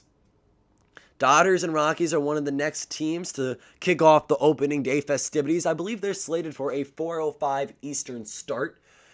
If you guys are on the West Coast, that's 1:05 p.m. But Major League Baseball is back and in full swing. Rafael Dolis finds himself in a 2-2 count to Gleyber Torres. It's going to be Gleyber Torres, then Geo Urschella. Bottom of the 8th, this game is still tied at 2 runs apiece. Again, not a lot of action. The pitching's been very good here. The offense has been limited. We've seen 2 home runs in this game, and the home run that came from the New York Yankees, Gary Sanchez, accumulates or both of their runs scored. Gleyber Torres pops one up high in the air to Vlad Jr., first baseman on the infield grass. So that is out number 2. 2 away for Geo Urschella. Aaron Hicks is on first. He did walk to start the inning, and then 2 consecutive outs to follow. The Yankees really need to capitalize right here on this. I would love to see an extra innings game for the first regular season start between the Blue Jays and the Yankees. But let's see some excitement here. Let's get some more runs in. Geo Urschella, Rafael Dolis, the first pitch, right down the middle, knee high to Geo. He will foul it back at 94 miles per hour. The pitch came in at 94, rather. So it is 1 strike. Darren O'Day warming up for the Yankees. Jonathan Loaizaga pitched last inning for New York. I don't know if he'll start the 9th, rather, and then be taken out, or if Darren O'Day will just be given the ball as the inning opens. In that case, I don't know who Boone would go to if we do actually head into extras. So we'll see. I mean, Darren O'Day, Jonathan Loaizaga, at that point, it'd be Darren O'Day, Loaizaga, Green, and Cole, who have all pitched. So, yeah, we'll see. Rafael Dolis still 0-1 to Geo Urschella, who is hitless, who has not yet made it on base. A strikeout, flyout, and ground out so far to his name. This one's upstairs, just above the belt, 1-1.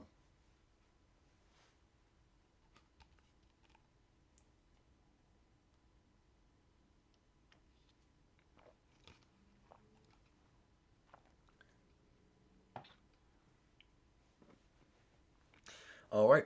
If Geo Urschella continues the inning, it'll be Gary Sanchez who steps in for the New York Yankees here.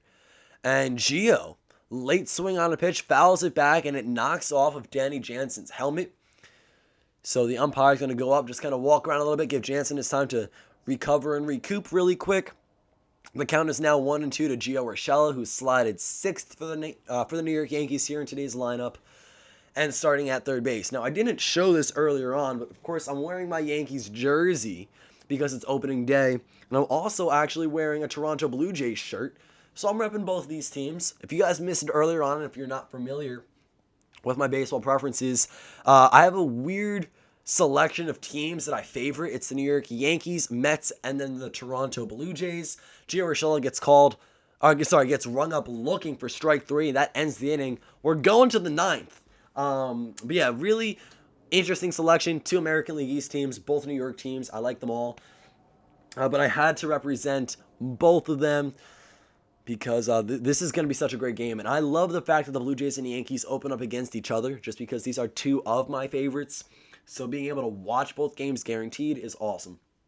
Because a lot of the time, I don't get that, or not a lot of the time, unless the Blue Jays are on ESPN, I don't get to watch their games on TV. So it's nice that I actually get to see their opening day this year. But we're heading to the 9th inning, guys, and we are at risk. Not necessarily that that's a bad thing, but we are at risk of going into extra innings. The game is tied at 2 runs apiece. If we take you through the game summary thus far, back in the 2nd inning, Garrett Cole was pitching, and the Toronto Blue Jays had a 3-single stint, back-to-back-to-back hits. Teoscar Hernandez, Vlad Guerrero Jr., and Lourdes Gurriel Jr. Hernandez would come across to score on the Lourdes Gurriel Jr. single. It was the first run of the ball game. It was 1-0 Toronto. And then for the New York Yankees, Gleyber Torres gets a hit off to a hot start to his 2021 regular season. 2 batters later, Gary Sanchez, a 2-run home run, gives them the lead. And it would stay that way up until an at-bat from Teoscar Hernandez where he homered off Garrett Cole in the 6th. That would pretty much end Garrett Cole's outing. Hyunjin Ryu would also exit after 5 1/3, and we've been tied at 2 runs ever since. So, we go to the 9th, and Darren O'Day is making his New York Yankees debut. See if he can hold the Toronto Blue Jays to the 2 runs they've been limited to thus far in the 8 innings of play that have currently gone down. Darren O'Day wears number 56. He's getting his first glimpse of pinstripe action. The 38-year-old is a right-handed reliever who in 2020 pitched in 19 games, recording a 1.10 ERA, winning 4, losing 0. He punched out 22 batters in 16 1/3 innings, and his whip was 0.8. O'Day is a career 2.51 earned run average reliever, 604 games, 21 saves, 40 wins, 19 losses, 600 strikeouts in 576 2/3 innings.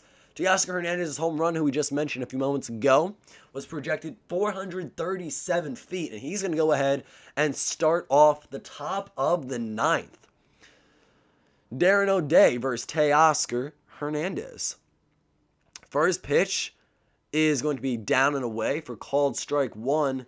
Now, O'Day's funky. He's got like a submarine sidewinder type of delivery that will go ahead and throw off the batters.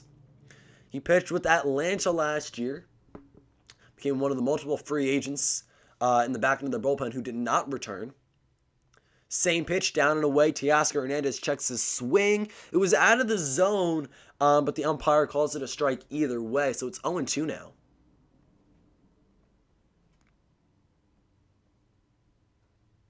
No balls, 2 strikes to Hernandez, the cleanup batter for the Blue Jays. Now, O'Day has a 3-pitch arsenal, a four-seam fastball, slider, and sinker. A four-seam fastball, he's going to resort to more often than not. This one's fouled back off the foot of Hernandez. The count remains 0-2. But O'Day, that four-seam fastball, he's going to use about 46% of the time. The slider, 42.9%, and the sinker, 11.1%. At least that was based off of last year. That's all courtesy of Baseball Savant. No balls, 2 strikes, still to Teoscar Hernandez here in the top of the 9th. He went to that pitch down and away again. Hernandez did not swing and miss. He was able to hold his check swing back this time. His slider moves right around 78% of the time. In 2020, his slider came in right around 78 miles an hour. His four-seamer 86, sinker 85.6, so very similar miles per hour with the four-seam and the sinker, and that's actually something you do see pretty often because the sinker can be used as like a fastball pitch, just with a little extra movement. So the four-seamer fastball last year came in right around 86. Again, the slider 78.3, the sinker 85.6. And O'Day has resorted to the slider a lot so far in the 5 pitches he's thrown here in 2021 with the Yankees. It's another foul ball for Hernandez. The count remains 1-2 yet again.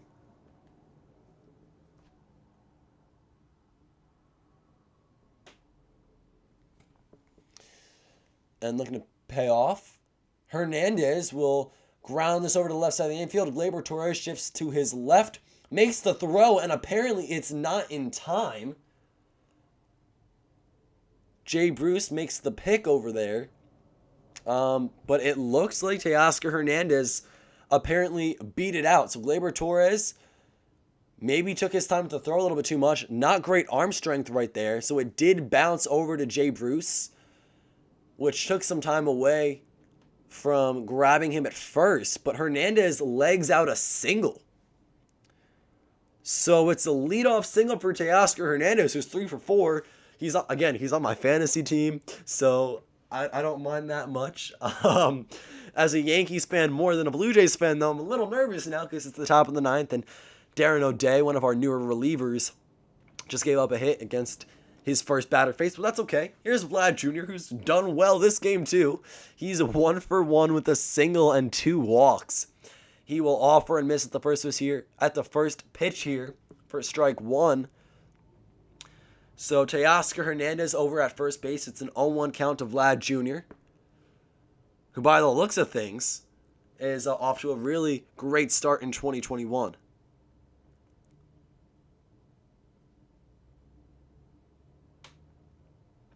Darren O'Day will throw over to Jay Bruce just to check up on Hernandez, but not in time. So it will be 0-1 with the runner on first still.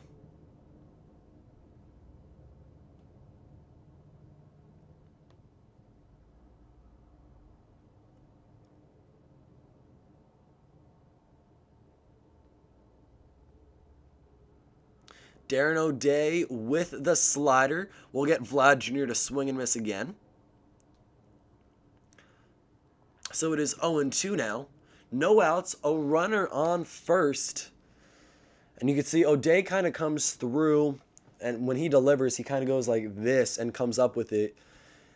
It does throw off the batters a little bit and their timing, and it's something different to look at because most pitchers don't come to the plate like that in their movement. That slider, great pitch down and away, touches the black, almost paints the corner, but the umpire does not deem it strike 3. The call goes in favor of Vlad Jr., so it's a 1-2 now with Hernandez on first. Now, Teoscar does represent the go-ahead run here in the 9th inning. And it would force the Yankees to go ahead and score in the 9th to keep it going, if not win the ball game. Another checkup over on Teoscar because, again, that does mean a whole lot. If Hernandez scores here, it puts a lot of pressure on the New York Yankees hitters that are due up in the home half.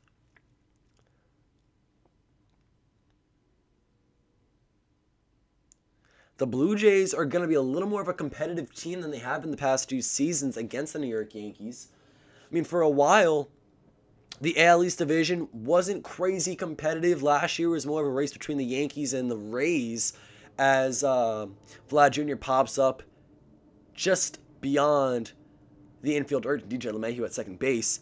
The Blue Jays were definitely in it last year, but it looked like it was going to be mostly Yankees and Rays.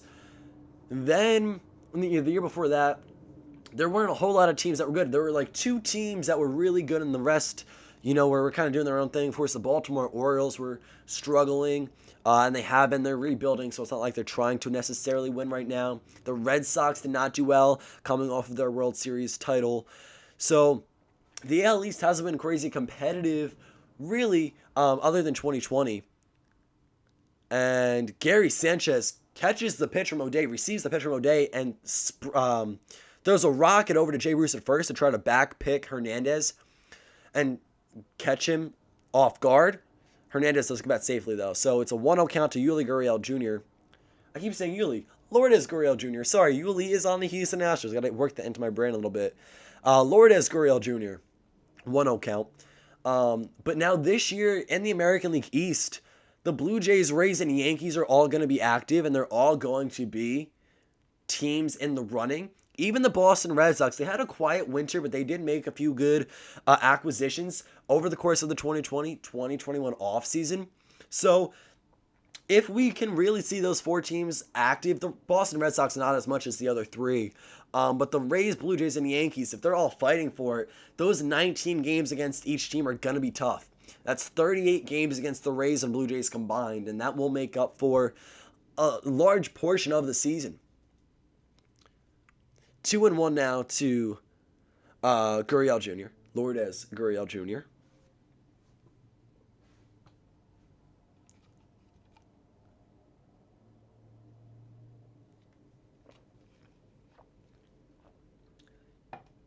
Two and two, wave and miss. That slider down. Darren O'Day loves that spot, at least here in game 1. Slider's been coming in right around 78, 79. Just touching the bottom third of the plate. Either getting guys to swing and miss or just being close enough to the corner where he does get the strike. Where he does get the call from the umpire. So Luetke is in the bullpen for the Yankees. Luetke, I don't know how to pronounce his last name, which is terrible. But he is in the bullpen, assuming Darren O'Day needs to be relieved here in the 9th, or if we do go into extras just in case.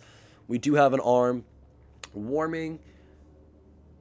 Gurriel, 2-2 count, 1 out, runner on first. The game is tied at 2 here in the top of the 9th. And Gurriel will foul it back to the backstop. Count remains 2-2.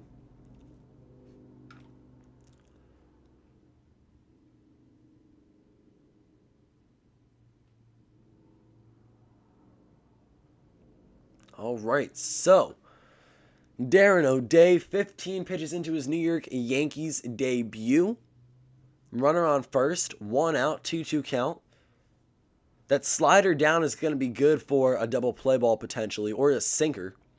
He goes slider down and in this time, so you think maybe he missed location. Either way, it will be another foul ball from Lourdes Gurriel.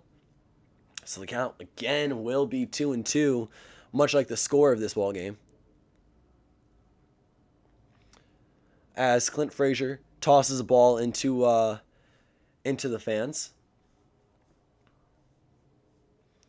2 balls, 2 strikes. Darren O'Day to Lourdes Gurriel Jr., the number 6 batter here for the Toronto Blue Jays. On deck is Rowdy Tellez. In the hole is Randall Grichuk. And O'Day quickly steps off just to go ahead and check up on Teoscar. Teoscar represents a huge run right now.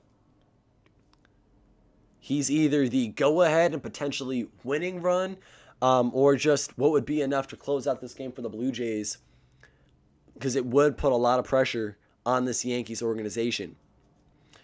Gurriel sends one down the right field line. Aaron Judge will not get there, and it's a foul ball. I thought that was going to drop fair. It was close for a second, just about a foot or two to the right of the right field line. And instead, it's going to be 2-2 again, instead of what could have been potentially an extra base hit. So Lourdes Gurriel Jr., 1 for 3 on the day, a 2-2 count, top of the 9th, 1 out. We've been live for over 3 hours and 10 minutes. This game might be wrapping up soon. It might not be. We don't really know just yet. At this rate, we might be running closer to 5 o'clock because no one seems to be no one seems to be able to hit the ball here in these later innings. Now, Lourdes Gurriel Jr. did strike out. He swung on and missed a pitch from Darren O'Day, but it looks like the ball clipped Gary Sanchez's glove, and he took off his glove immediately and started motioning towards his hand. Gurriel immediately looked back to make sure he's okay, patted him on the back. Yes, I guess just the way Gary Sanchez caught the ball might have hit his hand wrong, because he caught it, then immediately dropped it. Okay. Gurriel Jr. on the follow-through hit Sanchez with the bat. And that's what I didn't see the first time with the angle I'm getting in the broadcast. So it is going to be strike 3. Gurriel does go down, and Gary Sanchez looks to be okay. So it's a meeting now at the mound with the Yankees pitching coach Darren O'Day and Gary Sanchez. There are 2 outs, and Teoscar Hernandez on first. This game is tied at 2 runs for both the Blue Jays and the Yankees. O'Day nearing 20 pitches. In steps today's designated hitter for the Canada team, Rowdy Tellez. Play first base a little bit with the glove. He's DHing today just because the absence of George Springer allows for Grichuk, Gurriel, and Hernandez to all be in the outfield. Now today, Rowdy Tellez is 0-for. He does not have a single hit in 3 at-bats, and his first pitch he sees from Darren O'Day will be fouled back, and he actually splits his bat. It splinters, and he has to replace it from the bat boy. So 0-1 now for Rowdy Tellez, the left-handed designated hitter. Looking to see if he could score Hernandez from first base.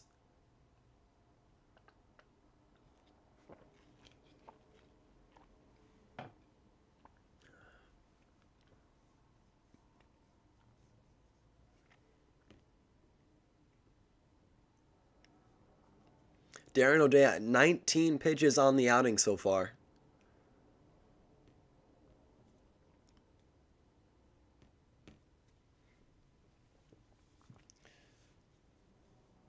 Oh, 0-1 count to Rowdy Tellez.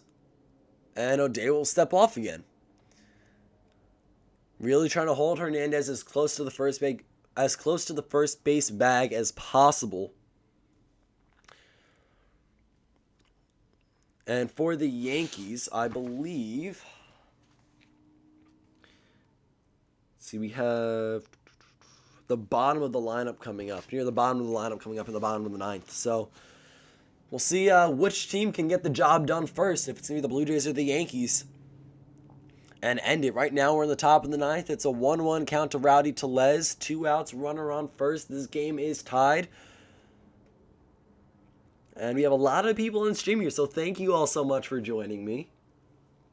I appreciate you guys coming to hang out as Rowdy Tellez will swing and miss at what looked to be either the fastball or the sinker at 86. Again, if you haven't already, subscribe to the channel. Please go ahead. I do ask that you do so. Join the team. A lot of fun stuff coming out at you guys in the regular season on my channel. And a lot of live coverage just like this. Regular season, postseason, we're going to get a lot of games. I'm going to try to mix it up too, so it's not always just the Yankees, the Mets, the Sunday night ESPN games, all that good stuff. So be ready. Subscribe to the channel if you haven't already. Turn on your notifications. It's going to be a fun year. Rowdy Tellez with a fly out to right field. Aaron Judge makes the running grab near foul territory. And actually, as he runs, the fans go ahead and grab him a little bit, touch him, try to take the ball out of his glove, and he snaps it back. So just a fun little fact right there if you're not visually watching the game. But out number 3 here in the top of the 9th, Rowdy Tellez goes down. Teoscar Hernandez does not score. So Darren O'Day allows 1 hit in his Yankees debut, but no runs. Now we go to the bottom of the 9th. The Yankees can either walk it off here on opening day or make it interesting, and we go to extras, starting with runners on second base. Now for the Blue Jays, because of this runner on second base extra inning rule, it's not like you can choose anyone. It's not going to put their fastest guy out there. That runner starting on second for the Toronto Blue Jays, if we make it to the 10th inning, has to be the last out. So in this case, Rowdy Tellez would go out to second base as we start the top half of that inning. Now what the Blue Jays can easily do is substitute him with the pinch runner, and then they would assume the DH role for the rest of the game if necessary. And that would be that. So that's how they would go about it. But Rowdy Tellez right now would be starting on second base for the Blue Jays. If we go into extras, looks like that might be the way of the water right now. I don't know if that's the saying, but it looks like it's where we're trending to. These teams have not been able to hit the ball well and score against their opponents since the earlier half of this ball game. Blue Jays and Yankees in a stalemate as we head to the bottom of the ninth. See if there's any new pitchers in the ball game. And there is. For the Toronto Blue Jays, Jordan Romano will be making his first appearance in 2021 here. Take a look at his stats, what we have for you on him.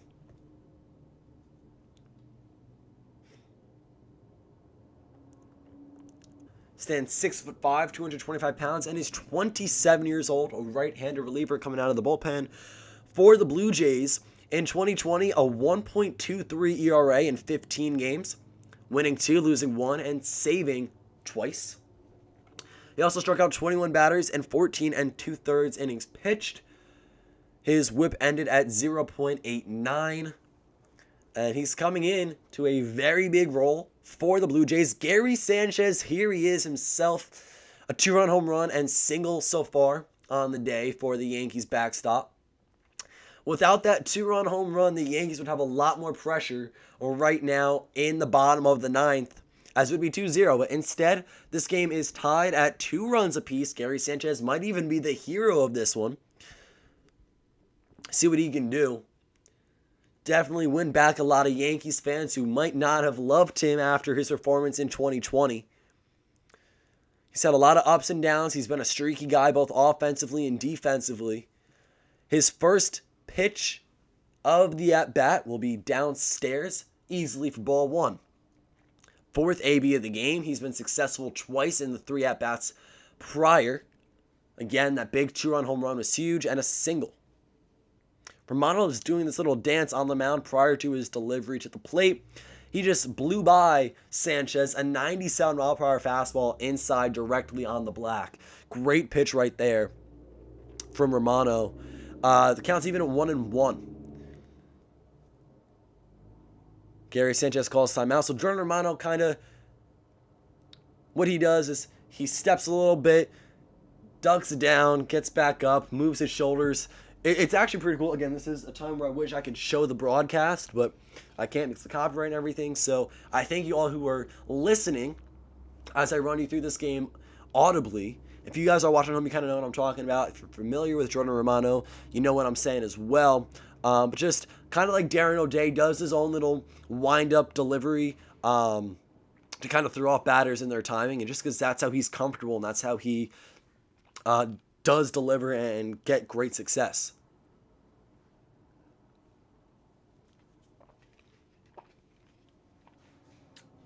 Gary Sanchez still up in the box for the New York Yankees. No outs, no men on. This game is tied in the bottom of the ninth. The count is 2-1 to the Yankees catcher. It's going to be Sanchez, Bruce, and Frazier. Jay Bruce just missed out on a 2-run home run back in the 7th inning. Few feet shy. Now a fastball runs up and into Gary. Nearly nicks him. Instead, it's going to be 3 balls, 1 strike. Now, Sanchez would be the go-ahead and the winning run if he does make it on board right here. Assuming he does come around to score as well. Taking it a step further. And he will. Ball 4, 96 miles per hour inside. Good at bat from Gary Sanchez. He's going to end the day 2 for 3 with a home run, a single, and a walk. As well as a fly out to left field. So, not bad. It looks like here comes Kyle Higashioka, but it looks like Gary Sanchez is coming out of the game. He's going to be pinch run for Mike Tauchman. So Mike Tauchman now on first base. Gary Sanchez's opening day has come to an end, even though the Yankees game hasn't. So Tauchman over at first. I said here comes Kyle Higashioka because Higashioka would be the backup catcher, assuming we go to the 10th inning and we need extras. First pitch to Jay Bruce, looking for his first hit as a Yankee. And, well, it's going to be interrupted because the first pitch is a ball from Jordan Romano, but Mike Tauchman steals second immediately. He's in there safely. Bo Bichette applies the tag, but just a little late. Great jump from Tauchman off to the delivery from Romano. The throw down from Danny Jansen did one hop into Bo Bichette's glove, which I think kind of took some time away. Other than that, pretty much right on the money with the throw. So Tauchman in scoring position. That is the winning run at second base. Here's Jay Bruce. One of the newest New York Yankees might be able to go ahead and walk it off here on opening day. It's a 1-0 count, now 1-1 as he will wave and miss at a pitch inside. Again, Jay Bruce just came a few feet close from hitting a home run back in the 7th inning. Instead, it went down as a fly out to right fielder Teoscar Hernandez. So Tauchman on second base. Kyle Higashioka would be used as the catcher behind the plate if we go into extras. Hopefully, or maybe we might not even need that. Bruce chased inside last time, chasing outside this time. The count is 1-2.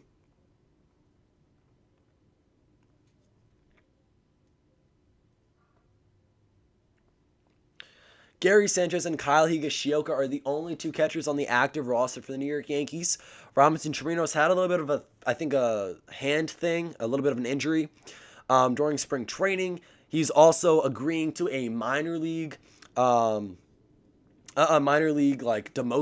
from the New York Yankees because they signed him to a minor league deal, of course, with the invite to spring training. He could make it to the major league roster for opening day, which he didn't. And then at that case, if he was optioned down to minor league baseball, he could deny it. He accepted the minor league invite, so he's in the Yankees farm system, and so is Derek Dietrich. He did the same thing. Signed a minor league deal, and then after not being selected to the major league roster, went ahead and accepted the invite down to the minors. The count is full to Jay Bruce. 3 balls, 2 strikes. Mike Tauchman on second. He is the winning run, and Jay Bruce will swing and miss at what would have been ball 4. Down and away. Wasn't really close to the strike zone, but that is going to be out number 1. Good breaking ball from Romano right there. Really got Jay to wave and miss, swung right over it. Looked like it was going right to that bottom corner of the plate, and then it dipped off last second, and dipped down rather too. What about Clint Frazier? 2 for 3 with 2 singles here in his first opening day start as a New York Yankee. And he might end this game as the hero. You could see it with that swing he's trying. First pitch downstairs, below the strike zone. He will swing and miss for strike 1. If it's not Clint Frazier, the at-bat will go to DJ LeMahieu. See if he can maybe win it. Tauchman still standing on second with a big lead. This one's down in the dirt. And Danny Jansen pops it up. Tauchman steals third base. So here we go. It's big right here. A fly ball wins the game for the New York Yankees. They'd be 1-0 on the regular season. Tauchman was stealing third base as soon as Romano lifted his leg. Danny Jansen came up with the ball. As he jumped up, the ball flew out of his hand. So Tauchman got there without a contest. Clint Frazier, 1-1 count. All we need is a swing and miss strike 2, 96 miles per hour. All we need is a fly ball, and Clint Frazier swung through that one, has a huge smile on his face right now because he knows that he could be responsible for the first win of the season.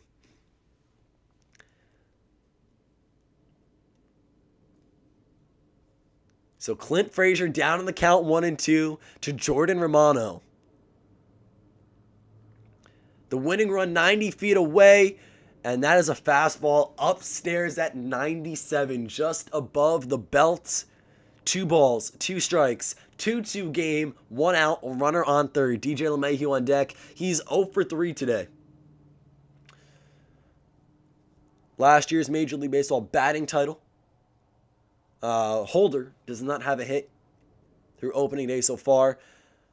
Front door breaking ball. Clint Frazier gets out of the way. The count is now full.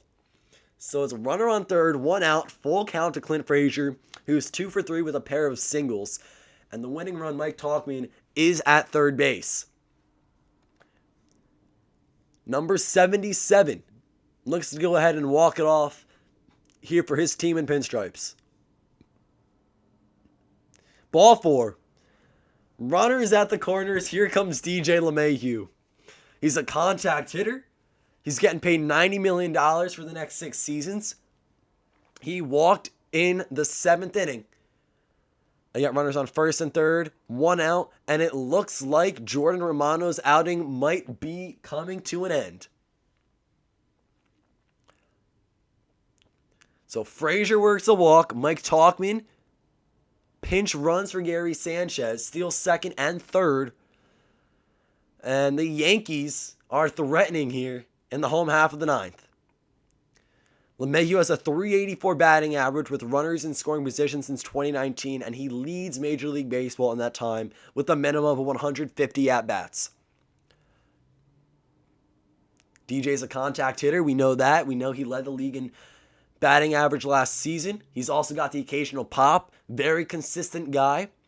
On both sides of the ball for the Yankees, a lot of depth when it comes to defense, first, second, and third. And here's my guy, Brett Gardner, pinch running at first. So Clint Frazier out of the game. Frazier walks, makes it to first, and now he is replaced with Brett Gardner. DJ LeMahieu is in right now. Gardner, I would think, tries to steal first pitch. DJ LeMahieu grounds it to third base. Kevin Beigio goes home with it. And Tauchman is out at home. So Tauchman took off for a home plate on contact. The ground ball from DJ LeMahieu to Kevin Beigio brought Beigio in because it was a weak chopper. So Beigio came running in, saw Tauchman was heading for home plate, and the tag was applied by Danny Jansen well before Tauchman was anywhere close to home. So 2 outs now. Gardner to second, LeMahieu to first on the fielder's choice. DJ going 0 for 4. Very surprising. First and second, 2 outs. Here's Aaron Judge. So he had a shot at a grand slam before. He will wave and miss at a pitch down and away for strike 1 now. Judge is 1 for 4 with a single in the 6th inning. I've said it before with a bunch of guys by now, but Judge could be the hero. Gardner on second. DJ at first. 2 outs, bottom of the 9th. This game is tied at 2.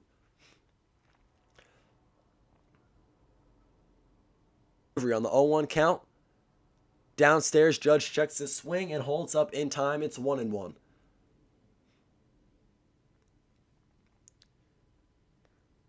Now it's getting intense here, guys. 2 outs. 2-2 for the Yankees and Blue Jays here on opening day. Romano again with the delivery to home. And that's upstairs. Up and in. Aaron Judge ahead in the count, 2-1 now.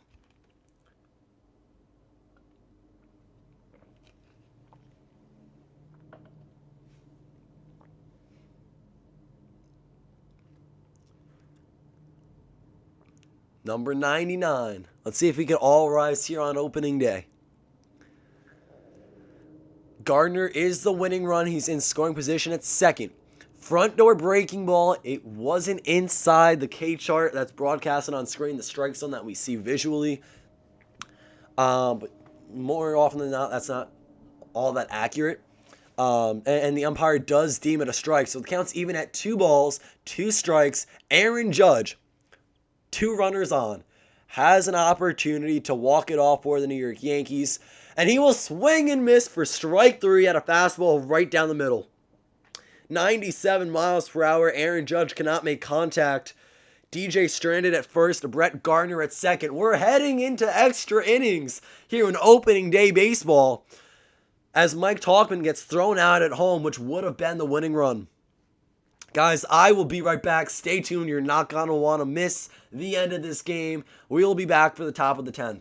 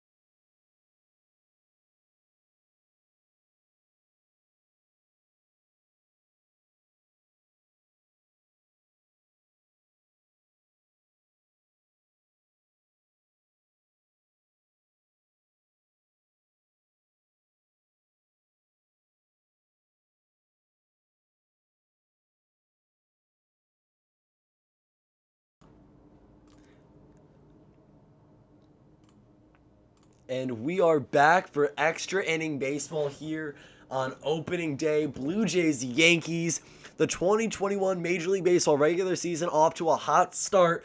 The top of the 10th inning for this Toronto Yankee matchup. Two teams in the American League East who are going to be very prominent this season. They have great teams heading into the year, and Nick Nelson will be the guy who comes on for the New York Yankees to either hold the Blue Jays to no runs or limit the damage, so the Yankees lineup can go ahead and try to win it in the bottom half of the inning. Let's take a look at Nick Nelson's stats. He wears number 79 for the New York Yankees. He's 25 years old, so a huge opportunity right here in 2020, which was his first season at the Major League Baseball level. He had a 4.79 ERA in 11 games. He won 1, lost 0, and struck out 18 batters in 20 2/3 innings pitched. His whip was 1.50 on the first batter he's set to face is Randal Grichuk, who is 1 for 3 today with a single in the 7th.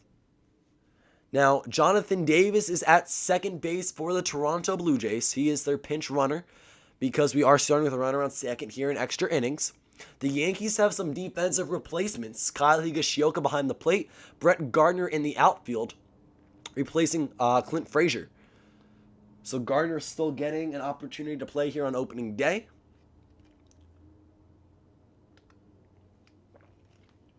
Same goes for the backup catcher.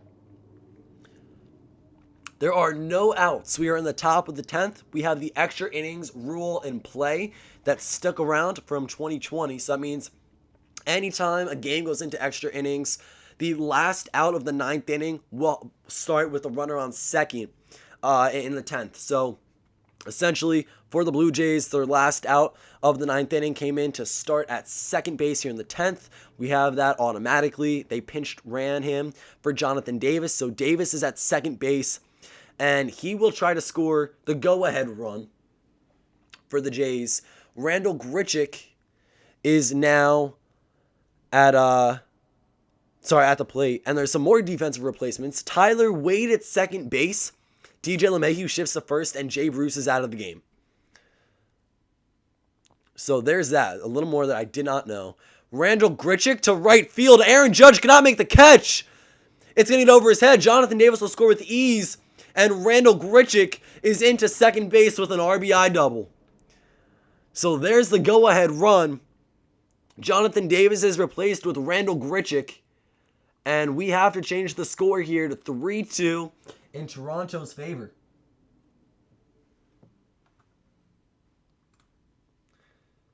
It is a 3-2 ball game. Randal Grichuk comes up clutch with his second hit of the game. Aaron Judge cannot get to the ball. So Davis scores. The center fielder now stands at second, no outs. Nick Nelson, first batter he faces of the season, he gives up the go-ahead run. Jansen shows bunt, pulls back, and the ball is down in the dirt. It's 1-0.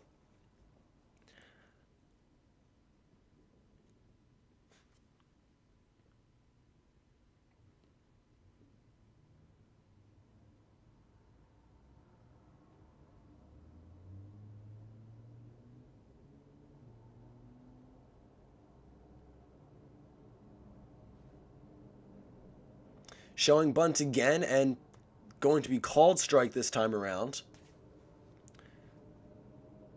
And 1-1. This is huge right here. The Yankees are already going to enter the 10th inning down at least 1 run. Jansen looking to pile on some more. He's the number 9 batter today for this Blue Jays team. Then you go to Marcus Semien making his Toronto debut.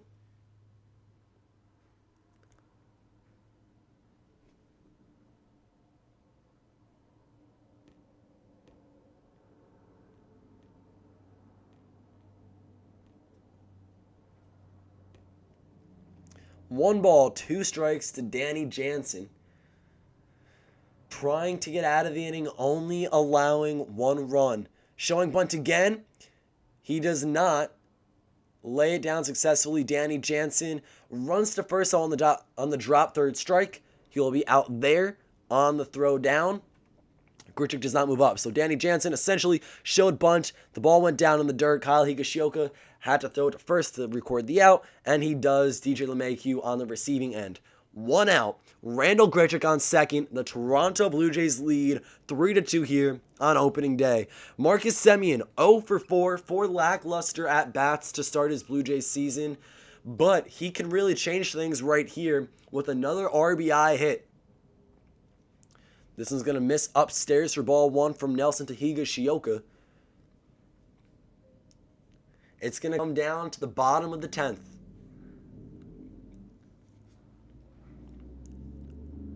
Semien ahead in the count 1-0.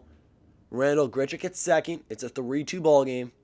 Make it 2-0. Nelson did hit 97 miles per hour, but off the plate and pretty much in the other batter's box, it's 2-0.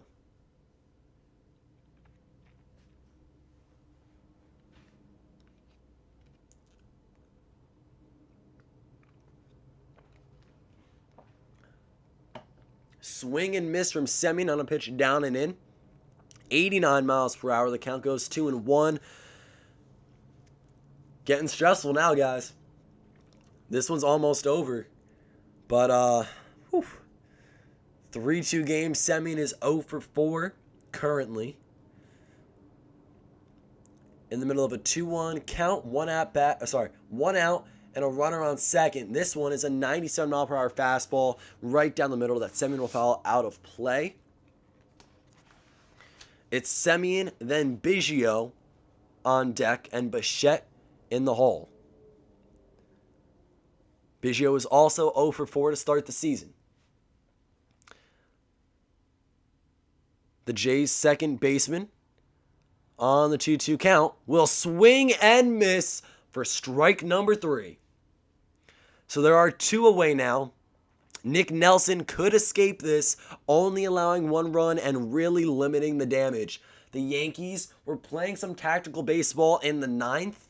They took out Gary Sanchez. They took out Clint Frazier, replaced them with Mike Tauchman and Brett Gardner respectively. Now they have Tyler Wade in because they know he's got speed. He's another left-handed guy. So we'll see what they do in the 10th if they try to bunt over the runner and then score on the sac fly. But now they need 2 runs to win, or we head to the 11th and do it all over again. Beigio sees strike number 1. So Semien 0 for 5 to start the season. Cavan looking to have a different start to the 2021 year. It's a 3-2 ball game. 2 outs, a runner on second. That runner would be Randall Grichuk. Cavan Beigio will wave and miss at a 97 mile per hour fastball up at the letters. It's 0-2. Julian Merriweather will be warming up in the bullpen, a right-hander reliever for the Toronto Blue Jays, because we will be going. That's a given. Nick Nelson delivers to Beigio, who will foul it down the first base line. Count remains 0-2. Nelson with 14 pitches on the outing. We've been live for nearly 3 hours and 45 minutes. Thank you all for tuning in, and thank you all for joining the live stream. We're going to the very end of this ball game, which who knows when that will be right now. Top of the 10th, 0-2 count to Beigio. The payoff pitch. Called strike 3 from the home plate umpire. I'll take it.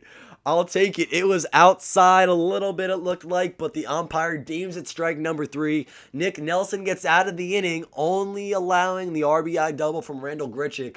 We go to the home half of the 10th, where the Yankees are forced to score at least 1 run if they want to stay alive here in the opening day ball game. Let's take a look at other scores around Major League Baseball.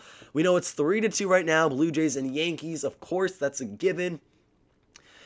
But let's go ahead and see. We have the Twins and Brewers. It's a 3-2 game. Minnesota currently leads by 1 run. And the top of the 6th. Through 5 innings, the Pirates have a 4-2 lead over the Chicago Cubs. The Phillies lead the Braves 2-0 in the middle of the 5th inning. The Rockies and Dodgers are scoreless through an inning and a half of play. The Diamondbacks have a 1-run lead over the Padres in the bottom of the 2nd. Cardinals lead 6-1. Top 2 over the Cincinnati Reds. Rangers and Royals, it's 5-2 for the Kansas. It's 5-2. Kansas City Royals are hitting. They got bases loaded, nobody out. And the Rangers lead by 3 here in the bottom of the first.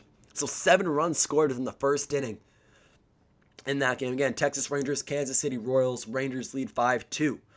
Marlins and Rays are scoreless through 2 innings. The White Sox and Angels, Astros and Athletics, and Giants and Mariners are yet to play. Now, the Indians lost to the Tigers. This is the first completed game of the season. Detroit Tigers beat the Cleveland Indians 3-2. That's the final score. Matt Boyd gets the win. Shane Bieber, the 2020 AL Cy Young, ends with a 4.50 ERA and loses his first outing of the year. We now go back to this game, the Toronto Blue Jays and New York Yankees. We head to the bottom of the 10th, and Julian Merryweather will be coming in for the Toronto team, looking to prevent the Yankees from scoring a single run. They cannot score 1 run, but they also start off with a runner on second. The Jays have out-hit the Yankees 8-6. And if we take a look at Julian Merryweather, right-handed reliever, 29 years old, a 4.15 ERA in 8 games last year, 15 strikeouts in 13 innings, no wins, no losses, no saves. Another guy given a huge opportunity to either make or break this outcome for the organization. Aaron Judge is running at second base. He was the last out.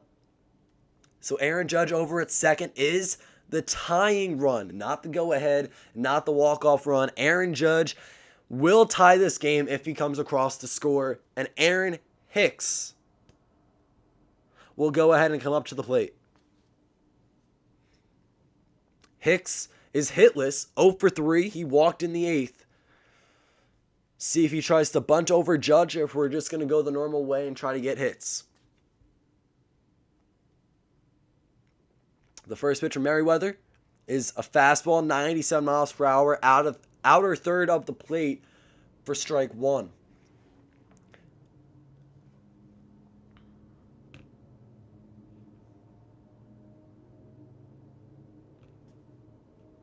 These next 3 outs are crucial.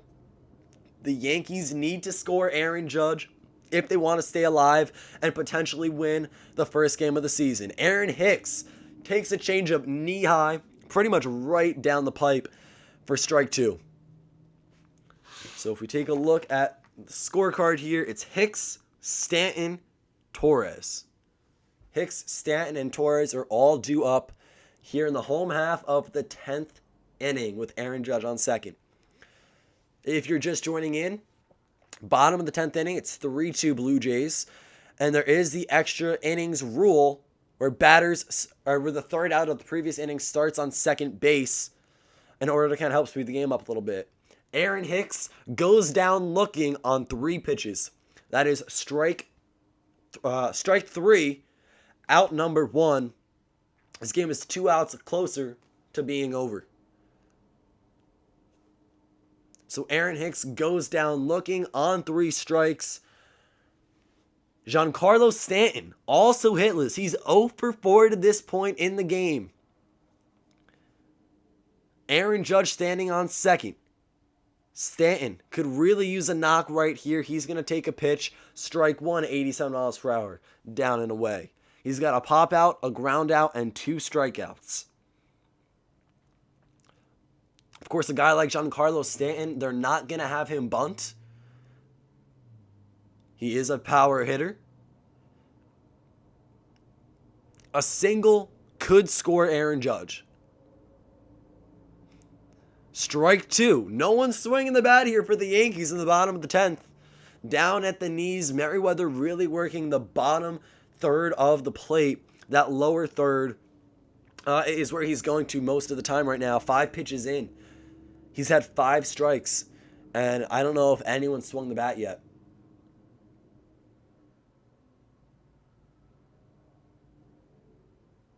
0-2 to Stanton. 99-mile-per-hour fastball up and in. Stanton swings and misses. Down to their last out. Here's Gleyber Torres for the New York Yankees. Whew. All right, well, here we go.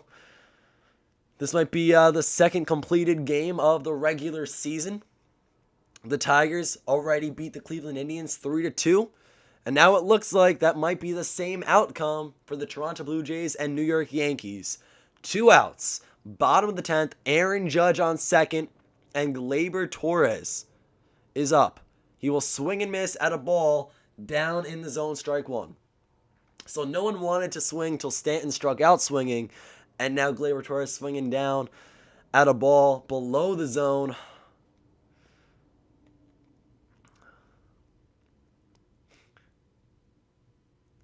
Judge, a hefty lead off the second base bag, again represents the tying run.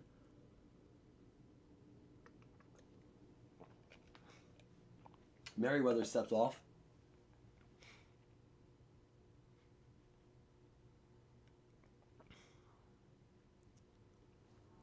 Randall Grichuk with that RBI double in the top of the 10th will probably be the winning hit right there. Unless somehow, some way, Gleyber Torres can hopefully turn this around for us. He pokes it down the right field line, and it's foul. What could have easily been an RBI single at the least will end up being a foul ball. The count is 0-2. Julian Merriweather is one strike away from earning his first save of the season and giving the Toronto Blue Jays their first win of 2021.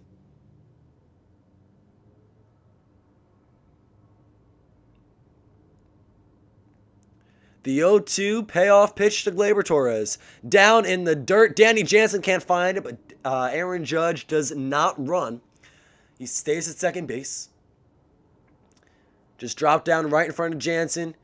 He went to go pick it up, thought he had it in his hand. He stood up and didn't. He was still on the dirt behind the plate. 1-2 count to the Yankee shortstop. 2 outs, Aaron Judge on second base. This game might be over within a matter of minutes. Gleyber Torres fouls it back and out of play, making Merriweather work a little bit. Gleyber needs a single here. A single might score Aaron Judge. If Gleyber Torres does indeed get on, it'll flip to Geo Urschella. See if he can maybe go ahead and walk it off for the Yankees. Unless Gleyber Torres does it himself. Let's see. 1-2 count, Gleyber Torres. Pitch number 11 coming from Julian Merriweather. Strike 3. That will end the game. Final score 3-2. The Toronto Blue Jays take it here on opening day. Gleyber Torres goes down swinging, and that will end the ball game. What a game it was. Opening day, extra innings, Yankees, Blue Jays. Two teams that are going to be very big within the American League East. And Toronto steps away with it. So 3 runs, 8 hits, no errors for the Blue Jays. 2 runs, 6 hits, no errors for the New York Yankees. It was a pitching duel, and the Yankees did not score since the second inning and that Gary Sanchez homer. The Blue Jays were able to capitalize on the extra innings rule, starting with a runner on second base. Randall Grichuk had an RBI double, and that would be the deciding factor. So the final score here today on opening day, April 1st, 2021, between the Blue Jays and Yankees. Toronto 3, New York 2. Guys, that will end it for this stream. If you enjoyed, don't forget to drop a like down below, comment, and subscribe if you haven't already. If you are new to the channel and you haven't already, please subscribe, join the team. Look forward to a lot of new content coming out and coming at you guys this regular season. Make sure to have your post notifications turned on. We're going to be streaming a lot of cool uploads, but that will end it here. The Toronto Blue Jays, currently the best team in the AL East, as they win opening day 3-2 over the New York Yankees. Guys, that's going to end it. Thank you all so much for watching. I'll see you all next time. Peace.